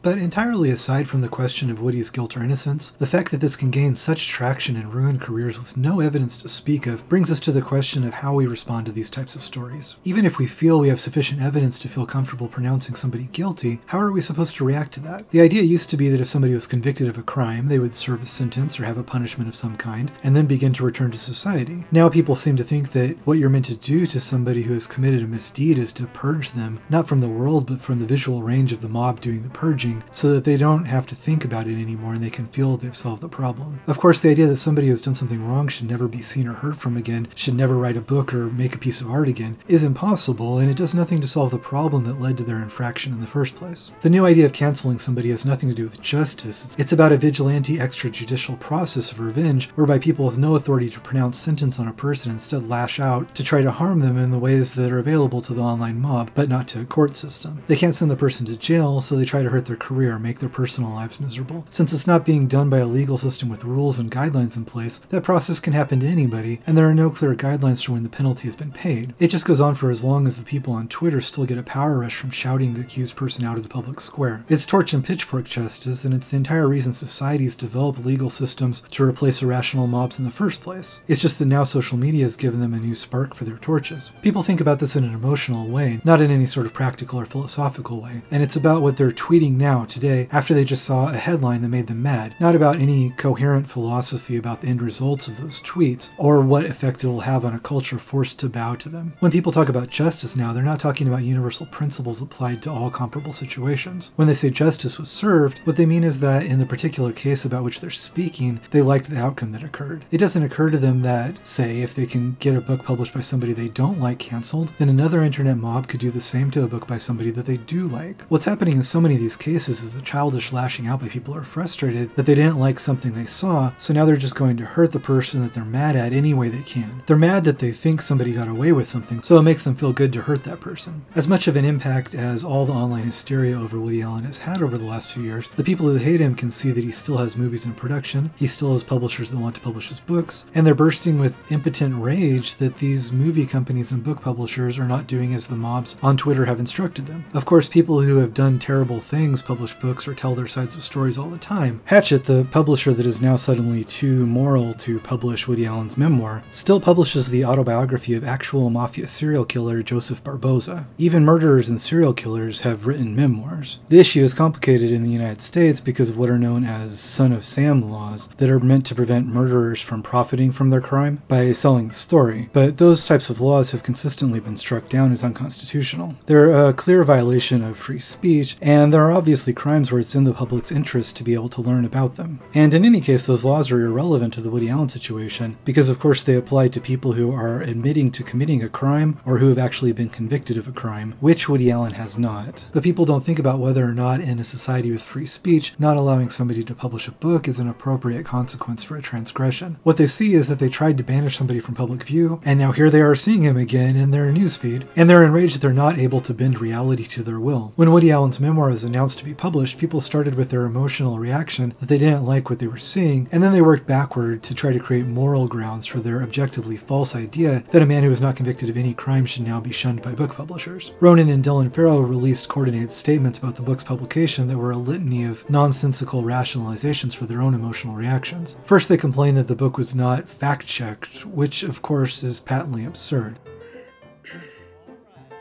Right. Well, I have to go now, Dwayne, because I'm due back on the planet Earth. For one thing, when they said that, neither of them had read the book or been involved in its production, so they had no idea whether or not it had been fact-checked, or even if there was anything in it that needed to be fact-checked. What they meant by asserting that it had not been fact-checked was that Dylan hadn't been consulted. First, a memoir is a first-person account, one person's version of events, and they're entitled to their opinion, so it's not standard practice to fact-check a memoir unless there's something in it that is potentially libelous. Ronan knows this, of course. Mia Farrow's memoir is still in print, and of course Woody was never consulted before it was allowed to be published, because there would be no reason for that, and it's an idiotic thing to suggest. It would be a violation of her right to state her own version of events. Everybody in your life doesn't get veto power over your opinions of them. But beyond that, you can't fact-check something that's he said, she said to begin with. Woody would say he didn't assault Dylan, she would say he did, and that's what we already know that they think. That's not fact-checking. Every verifiable detail of what happened at the house that day, who was present, etc., has already been extensively fact-checked. And Dylan Farrow, who was 7 at the time, would not be the person you go to do that. Ronan and Dylan complaining about the fact-checking is yet another example of them being deliberately, knowingly misleading. The reason that Ronan and Dylan harp on about supposed fact-checking is that they're appealing to a Twitter mob audience who doesn't know anything about publishing, fact-checking, libel laws, or how any of that works, and they know that these people won't consume anything longer than a tweet about the situations, so they know that no fact-checking will translate to the information in the book is not factual. What's depressing and frightening is that Hachette, a very large publisher, apparently employs a number of people with the same reading comprehension and knowledge of publishing as these proverbial low-information voters on Twitter. When a number of Hachette's junior employees staged a walkout over the book, Hachette quickly caved and canceled it. To give power within the publishing industry to people like those employees who are ignorant and susceptible to Ronan Farrow's games of peddling obvious falsehoods, and who are indifferent to due process, and to capitulate to their little walkout temper tantrum is not just sad, but it's dangerous. It's dangerous for everybody. It's not just that the people trying to cancel the book are enthusiastically endorsing censorship, which they are, but it's that it's censorship based on deep ignorance about the case and about Woody Allen, and people working in publishing should be deeply embarrassed to display this kind of reactionary ignorance. Instead, other people are patting them on the back like they're heroes. People who want to censor and destroy books, and not only that, do it without informing themselves about the book, have no business working in publishing. Their values are antithetical to everything publishing and journalism should be about. Now, I'm a liberal myself, as is Woody Allen, but just like supporting abuse victims doesn't make every abuse allegation automatically true, being a liberal doesn't mean that I think every liberal is automatically right about everything. The primarily leftist zeal in recent years to scrub supposedly problematic people from public view is, of course, censorship, and it creates an odd situation when one of the most enthusiastic reviews of a Woody Allen book is from the National Review. What is this? Since when do you read the National Review? What are you turning into? Well, I like to try to get all points of view. Well, wonderful. Then why don't you get William F. Buckley to kill the spider? Alvy, you're a little hostile. You know that? Woody said himself in his memoir how bizarre it is to see the New York Times turn against him when he loves that paper in most cases. I see a lot of liberal people who I otherwise respect bending themselves into pretzels to avoid calling censorship by its name, because they know it's a bad look. They say that the First Amendment only refers to censorship of individuals by the government, which is true, but if private citizens seek to do what the First Amendment removes from the powers of the government, it doesn't make the effect any less chilling. It only means that there's less oversight over it. And just because you aren't telling somebody that they can't speak, threatening to destroy their livelihood if they say something that you don't like has the same effect. People engaging in these practices know it, and I think they're being deliberately disingenuous when they try to split hairs between the two. Like I said before, when they say justice, they're not talking about a universal principle. They're thinking about what they'd like the outcome to be in one particular situation. They say that you must believe all women and listen to Dylan, but it's okay to dismiss Sunni or Moses. What they'll gleefully do to Roseanne, they find shocking when it's done to James Gunn. Other people try to say that it's just the free market, and that Woody Allen isn't entitled to a publisher for his book. He can write it, but if a publisher decides not to publish it, that's their right. But when people say that, they know that the problem with this logic is that the publisher did decide to publish it, and Woody's long career makes publishing a memoir by him an obviously good business decision in a free market. Woody has earned his platform like very few have, but after the publisher made that decision, they were forced to change it by an angry mob. Mob justice is not the same as voting with your wallet. This is why people who operate in this way like to invent buzzwords like no platforming, because it enables them to avoid calling a spade a spade. Denying somebody a platform that they would otherwise have is preventing their ability to speak, which is censorship. And everybody knows that, which is why in a few months from now people will make up some new silly buzzword for it, because no platforming already is starting to sound stupid. People say that Woody could just self-publish it, but then of course a few weeks later when Louis C.K. self-publishes a comedy special on his website, the exact same people are outraged that he dared to show his face. Dylan said that Woody's memoir being published is an example of the privilege that powerful people like him have in the world, which is yet another example of their ridiculous strategy to try to convince people that this 84-year-old man who hardly even gives interviews is somehow an all-powerful media mastermind, while Ronan, who spends half of his life in front of TV cameras being listened to by millions of people, is the underdog. Ronan Farrow just wrote an entire book about how people attempted to silence him when he tried to write about the allegations against Weinstein and others, and how horrible it is when powerful men try to silence people, and yet it somehow seems to have been lost on him that he's now the one trying to silence stories he doesn't like, with this book and when Daphne Merkin tried to write a profile of Sunni, and over again. Wow, which is the opposite of the First Amendment. It's the freedom. It's the freedom of not speech. It's an interesting phenomenon wielded by a surprising number of powerful people that I think it's good people know about. And we see authoritarian rhetoric weaponized against what we do in this profession right now. It's wrong. It's a dangerous time for journalists. The combination of the spin and the powerful people subverting those systems to muzzle the press is something that has to stop. But the idea of Dylan Farrow, who has no writing experience and is about to have a novel published solely because of who her family is, saying that Woody Allen, who has a 7-decade successful writing career, is being published because of, quote, privilege, is even more laughably absurd. There are many, many reasons that Woody Allen has a career, and there are many reasons that people still want to work with him. I love his directing style because, honestly, a director who has confidence in his actors and who doesn't try and muscle them around the set allows them to blossom and makes them take the responsibility for their performance. See, the thing is, if you're with somebody who says, it's all you now, go, it really then puts the ball in your court. You've got to come with the goods. He said, you don't have to say any of the words I've written if you don't want to. And I was shocked because I was like, this is the best genius comedy writer we have. His script is so fantastic, why wouldn't I say the words? And he said, no, the script is just a blueprint. It's whatever makes you as real, natural, and funny as possible. Well, a lot of the scenes were like 10 pages long, and he would do them with a master. I don't know if he's still using that technique, but he would, have one camera, and he would dolly in, dolly out, zoom in, So you'd cover the whole thing, like, with one camera. And so you'd have to be prepared with your 10 or 12 pages of dialogue, and you'd go for 10 minutes, and then they'd call cut. And it was crazy. It was like you were in a play in a way, and they'd do like 10 or 12 takes, and everybody would go home for the day. Was it hard? Yeah, it was super hard, but it was exhilarating. It was so much fun, and I got to improvise a lot, and he liked that, so that was Would you like to work with him again? I would, yeah. And, from there on, it was very, very easy. It was kind of like, well, he's trusting me to do what I do, and obviously I trust him because he's a proven genius. It was one of the best summers of my life shooting that movie. I had such an incredible time. And part of that was really just forming a friendship with Woody. We just were two peas in a pod. I feel very lucky to be sitting on this couch with a proven genius. When you pick parts, what is the first thing that attracts you? Look, it varies. Sometimes it's the script, usually it's the director. But in the end, I think it's being in dialogue with the director. That's the blessing of working with someone like Woody, is that 97% of his direction is in the script. You know that the script is not going to change, and so the architecture of it, you can trust. It's a life raft. When people reduce the truth to a team sport, and either you have to believe all the accusers or all the accused, people are separated into camps, and a whiff of somebody being on the wrong side puts them on the bad list, so people are eager to try to publicly declare their allegiance. And I thought the theme of a character who was always trying to be who he was around was a universal psychological theme. As the men discuss their obesity, an initially reticent Zelig joins in. swelling himself to a miraculous 250 pounds. And I felt that ultimately would lead to fascism, because you would always be saying what the crowd wanted to hear and giving up your own beliefs and personality. Support for Farrow is growing. Reese Witherspoon tweeted, "I believe you, Dylan." And this from Jessica Chastain, "We all believe you." And over the past 2 weeks, several celebrities have voiced their support for Farrow, including Natalie Portman, who spoke out on CBS Sunday Morning. I believe Dylan.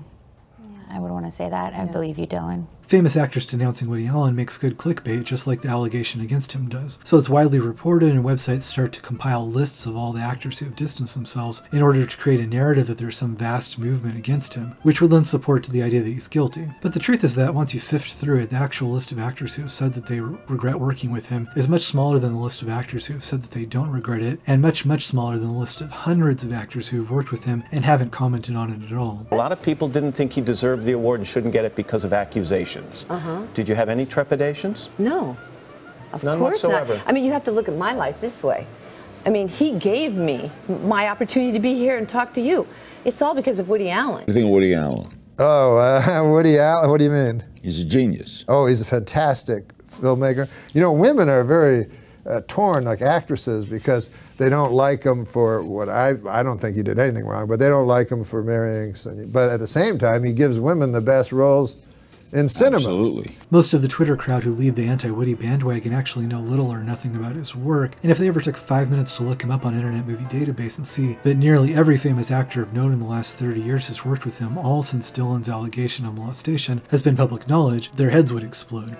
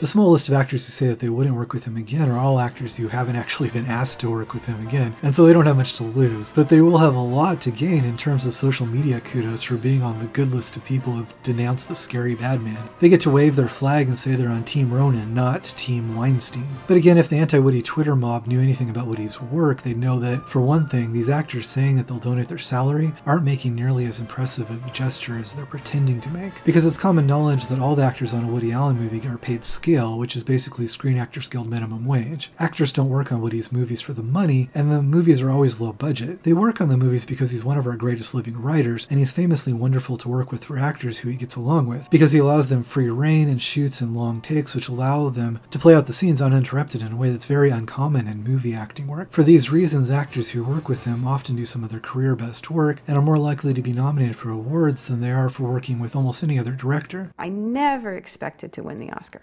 Never. And I was like preparing to be happy for whomever's name they called. And then they called mine. And the Oscar is presented to Mira Sorvino in Mighty Aphrodite. The winner is Diane Keaton and Annie Hall. And the winner is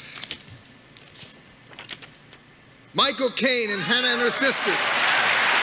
And the winner is Diane Wiest and Hannah and her sisters. Oscar goes to Diane Wiest and Bullets Over Broadway. The Oscar goes to Penelope Cruz.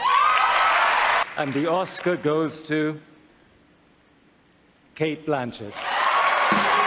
I think the secret is that everybody wants to work for him so badly that they know they have to do their best. And I think they bring their very best. I just would like to say thanks to Woody and thank you. I'm in debt to my loyal friend and remarkable artist, Woody Allen. Thank you very much to Woody Allen for writing this beautiful character and for seeing fit to cast me in it and doing such a beautiful film. Thank you, Woody, for trusting me with this beautiful character. Thank you for having written over all these years some of the greatest characters for women. I'm here accepting an award in an extraordinary screenplay by Woody Allen. Thank you so much, Woody, for casting me. I truly appreciate it. So when an actor for a Woody Allen movie says that they're donating their salary from working on the movie, they're talking about pocket change compared to what they would be paid on almost any other movie. They're just relying on the idiots of Twitter to be too ignorant to know that. And in exchange for throwing a few coins into the Me Too coffers, the actor who does it gets dozens of free articles written about them. They get to be the hero of woke Twitter for a few days. It's probably the most cost-effective method of self-promotion in the history of Hollywood. I've already done a Woody Allen movie, right? You know. But would you do another? No.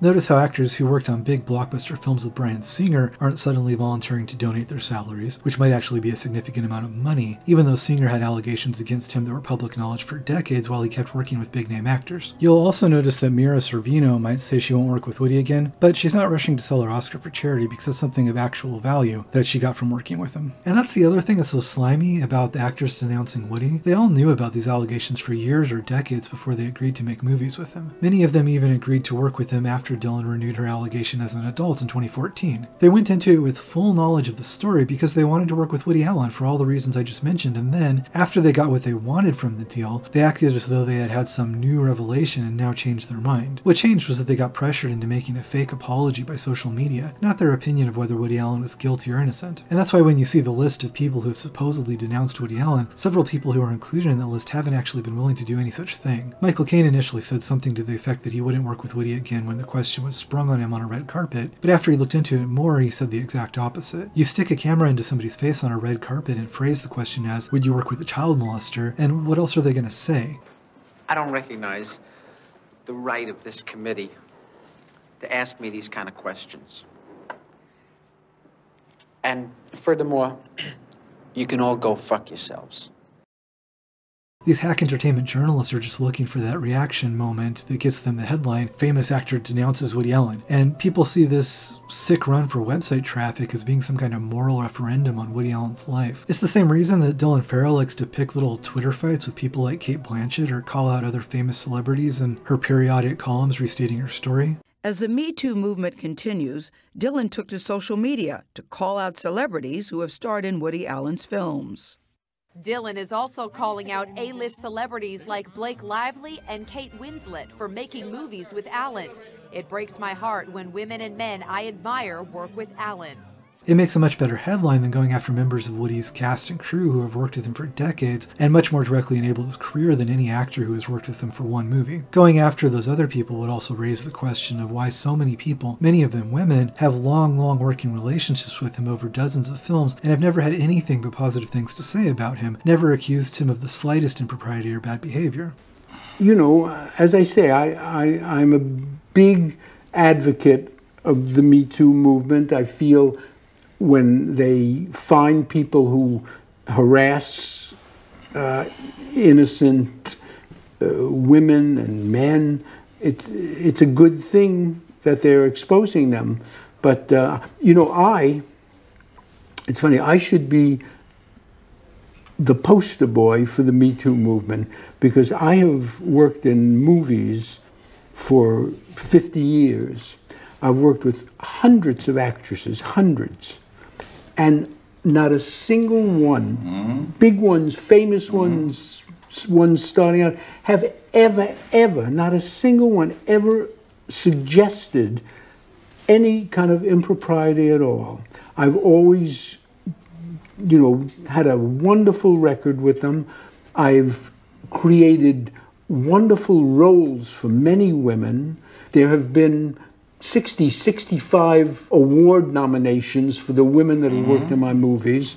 I've used hundreds of women, I mean, over 200 women in the crew of my movies, behind the camera, in positions making the movies for years, hundreds of them. And going back 50 years, we've always paid them the exact equal amount as we've paid the men. We've been, so we have a wonderful record.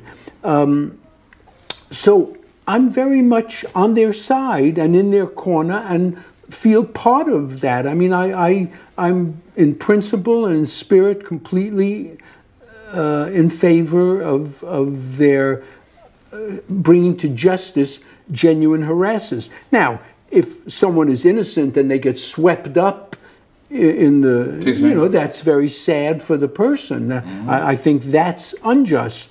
But otherwise, I think, you know, it's a very good thing to expose, you know, harassment. But again, the people purporting to litigate this case via Twitter don't know anything about Woody Allen's career. They don't know anything about the who's who of cinematographers that have worked with him, but they're very concerned about Selena Gomez and Miley Cyrus because pop stars in the Disney Channel are much more their speed. Selena Gomez, incidentally, is yet another celebrity routinely included on the list of celebrities who have supposedly denounced Woody Allen, but who actually did no such thing. She actually wouldn't comment on it, and she actively campaigned to be in a Woody Allen movie long after Dylan Farrow's 2014 piece. Someone who knew her reported unverified that she donated an amount to Me Too causes that was in excess of her salary from the Woody Allen movie she worked on, and that was misrepresented as her donating her salary from the movie, which was assumed to be a repudiation of Woody, and that was close enough for the mouth breathers keeping score at home. Timothée Chalamet is another one who never actually denounced Woody Allen, but is just included on that list because it sounds good. Do you have any qualms, Timothy, about working with Woody Allen? I mean, your next film has him as the director.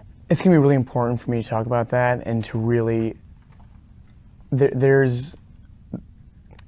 I hesitate to talk about it right now because what I say it's only going to anger people. So when that film comes out, if it comes out, it's going to be really important to talk about, but that's not the time right now. To avoid commenting on whether he thinks Woody Allen is guilty or innocent, Chalamet went as far as to invent a lie and say that he was forbidden by his contract to discuss it. Of course, there is no such stipulation in his contract, and it's ridiculous to think that Timo would have such a thing in his contract when none of the other actors who have worked with Woody over the years have. Sources even got hold of a copy of his contract and said that no, of course, it doesn't say that he can't talk about it. But he then went on to say some mealy-mouthed things about how he wants to be worthy of respect in the industry and has thus decided to donate his salary, which again is pocket change compared to the salary he would make on almost any other movie. But this non-apology was good enough for the Twitter mob though. Celebrities had figured out you don't even need to make up the fake apology that they had been doing. You could just donate a little money and it would be good enough to shut up the people that breeze past these stories and can only absorb one tweet of information at a time. Woody said in his memoir that Chalamet was even more upfront about the reasoning for his statement when he talked to Woody's sister, and openly said that he thought appearing to not be on Woody's side would help his chances of winning an Oscar. Cynical, yes, but I think the real object of derision here should be the people who are so easily played. I had an argument online a while ago with somebody when I said that Chalamet didn't denounce Woody, and they said that he had. So I produced the statement that Chalamet gave, which does no such thing, and they said that, well, they were choosing to believe that Chalamet had denounced Woody anyway.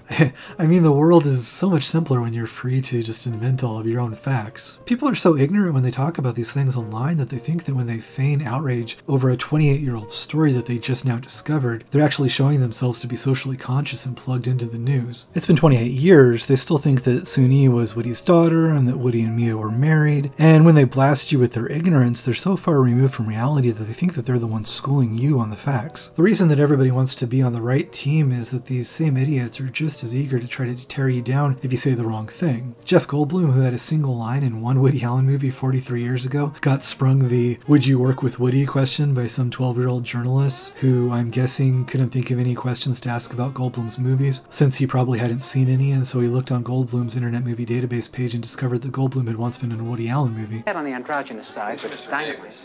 Yeah, I forgot my mantra.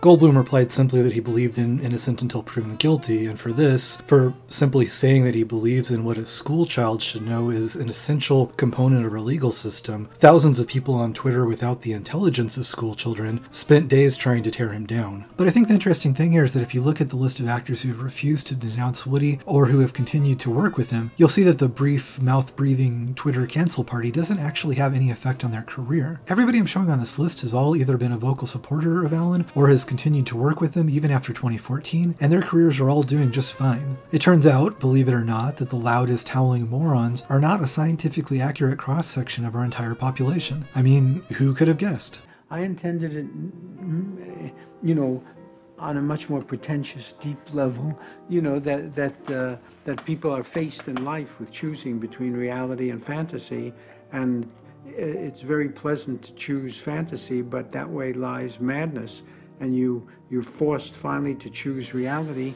and reality always disappoints, always hurts you. The fact is that if any of this was really about justice and not just about revenge, Dylan Farrow could pursue the allegation in court instead of on Twitter. Do you wish that they would have gone ahead and filed the charges? Because then you would have to have taken the stand. You know, honestly, yes. I do wish that they had, you know, even if I'm just speaking in retrospect, I was already traumatized. She might say that she doesn't because the statute of limitations is passed, but the truth is that she's still fully able to do that. In Connecticut, the statute of limitations for criminal trial might be over, but she can still file a claim against him in civil court until she's 48, which means that she still has until the year 2033. If she wants justice, and she wants an official ruling, and she wants to get the truth out, and she wants him to pay for what he did to her, all those avenues are still open to her for over another decade. So why doesn't she do it? Well, in a court of law, the burden of proof is a lot higher than in a tweet, and she knows she's accusing somebody who has already passed every investigation and a lie detector test. The idea that revenge, mob justice, and online vigilantism should be a substitute for a criminal or civil case in court is profoundly childish. It's the justice of a stunted culture obsessed with superhero films for children who think that if there's a problem, it's solved when the stronger person punches the weaker one into submission. The other thing is that it doesn't even work. Woody Allen's memoir is still being published, and now it's a bestseller, due in no small part to the publicity generated by the very people objecting to it and making a controversy where there should never have been one. The end result of no platforming isn't justice or change of any kind. It's merely to make the idiot yelling about something on Twitter or walking out of Hatchet instead of attending a town hall meeting where he could have talked about the issue feel temporarily better about himself for having yelled and told the world that he's on the right team. But even though they don't solve anything or permanently make anybody disappear from public life, they do cause harm to the lives of real people. And when an online mob is lashing out with the expressed purpose of harming somebody that they've deemed evil, you would think it would be useful to know whether the person actually did the thing of which they're being accused. I mean,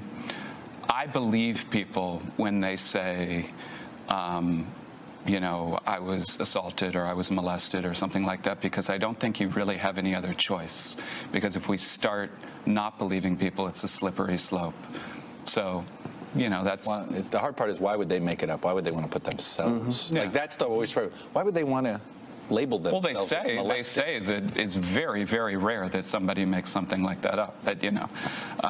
So, you know, I would rather, you know, err on that side. I've seen otherwise intelligent people recently say, believe the accusers because they're usually right. I mean, it should be terrifying to everybody that usually and probably seem to have replaced beyond a reasonable doubt as the standard of proof required. People don't mind it when they think it's a bad person being scrubbed away, but they ought to have the foresight to realize that if it can happen to them, it can happen to somebody that doesn't deserve it as well. I can't imagine how blind you'd have to be to assume the Twitter mob never makes mistakes and always reaches the right conclusion. Samantha Geimer, the woman who Roman Polanski was convicted of having sex with when she was 13, has been saying for decades that he served his time, he made amends with her and her family, and she wants people to move on. And it's interesting that you have decided to forgive the man responsible for what happened to you when you were 13 years old. Why have you decided to do that? Well, I forgave him many, many years ago, almost immediately after it had happened. So I think forgiveness just doesn't come hard to me, and I was having so much other trouble in life due to the court and the media that really overtook and overwhelmed my whole family. What he did not affect me greatly. What happened with the court and the media traumatized my whole family, changed all our lives. I mean, my mother had to leave her career. It was one of those life-changing things that happened with the court and the media. Roman served his sentence and then tried to do the right thing. He apologized, he confessed, he served his time. She said countless times that constantly dragging the story up and using it as a tool for ideological ends has harmed her more than the statutory rape ever did, and yet she's ignored. And so, I don't like hearing anybody's opinion on it. Like every time someone brings it up and they're doing their little, you know, banter on TV, it's like, you weren't there. You don't know. What are you talking about? You're saying how I felt, what happened, how you feel about Polanski. You have no idea. And you're on the news making all these statements and thousands of people are listening to you, and shut up. It's a real trip to read Geimer's Twitter, where people claiming to act on behalf of victims or on Geimer's behalf and in her defense are constantly doing things that she asks them not to do and telling her she's wrong to feel how she does about her own life story. People saying that they're fighting for justice only listen to victims if the victims say what they want to hear. Woody Allen obviously isn't guilty, but even if he was, where does this idea come from that if somebody has committed a sin and has faced the legal repercussions, they should never again be allowed to work or to make art? He came back to America and served 42 days in prison and was released and was supposed to be sentenced to time served, but we had a very corrupt judge who was interested only in his own celebrity. So after being lied to several times and threatened with 50 years in jail on a promise of I'll let you out a few weeks later, he went home to France. And I'm glad he did, and I think, you know, anybody would have done the same in his situation. I was young, but the way I felt was the judge was enjoying the publicity, and he didn't care about what happened to me, and he didn't care about what happened to Polanski. He was like orchestrating some little show, you know, that I didn't want to be in. I clearly hold no brief for Mr. Polanski, and obviously what he did to Samantha, my client, was wrong, outrageous, but nevertheless, he was supposed to be treated fairly in court, and it clearly was not. I'm not surprised that he left under those circumstances. And as for his work and his art and Hollywood and their appreciation of it, I don't really think that has anything to do with me, so I don't have any grudges or bad feelings that his work is appreciated. Even if all that Woody Allen ever did was the opening scene of Manhattan, with that gorgeous photography brilliantly edited to that amazing music, he would have contributed more beauty to the world and would be remembered longer than all of the idiots writing tabloid trash about him for clickbait websites combined. The idea of attempting to only consume art created by people with a spotless personal life requires a profound ignorance of all art history. If you learn anything about the biographies of artists, you'll know that if you're looking for ones who went their entire life without ever doing or saying anything that would be deemed questionable by subsequent generations, you'll be disappointed because there are none. Artists are people, and they're flawed like all people, sometimes more so as their personal neuroses and demons, or sometimes the very things that drive them to create art that deals with difficult subjects, which is the most valuable kind of art. I was watching Roman Polanski's The Pianist the other night, and it's overwhelming what a profoundly humanist work it is. It's a sustained plea for human decency and to honor beauty and kindness over our baser nature, that we value our ability to create over our ability to destroy. Its central metaphor is made clear in a scene showing the senseless waste of a pianist who is trapped in a room with a piano that he can't play because he has to be silent while he's in hiding. So should the world not have this movie because of the artist's past? Samantha Geimer, who, again, is the woman he was convicted of assaulting and the woman on whose behalf the people trying to cancel Polanski claim to be acting, said it beautifully. Once again, films do not sexually assault people, but censorship hurts all of us. We should be grateful for everything positive that anyone has to offer society, not demand tests of purity or exile.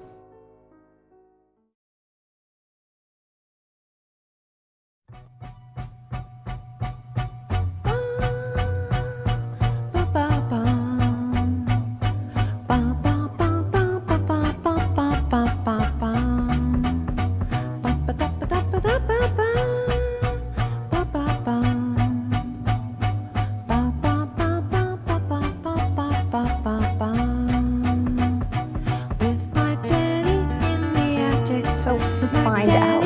In the attic, that is where my being wants to bed. With the mattress sticking showing, and the tattered pillow slip, and the pine unpainted rafters overhead. With the door closed on my mama, and my sibling competition, and my Shirley Temple doll who truly cries. And my essay on religion with a pasted paper star, proving tangibly I'd won the second prize. With my dad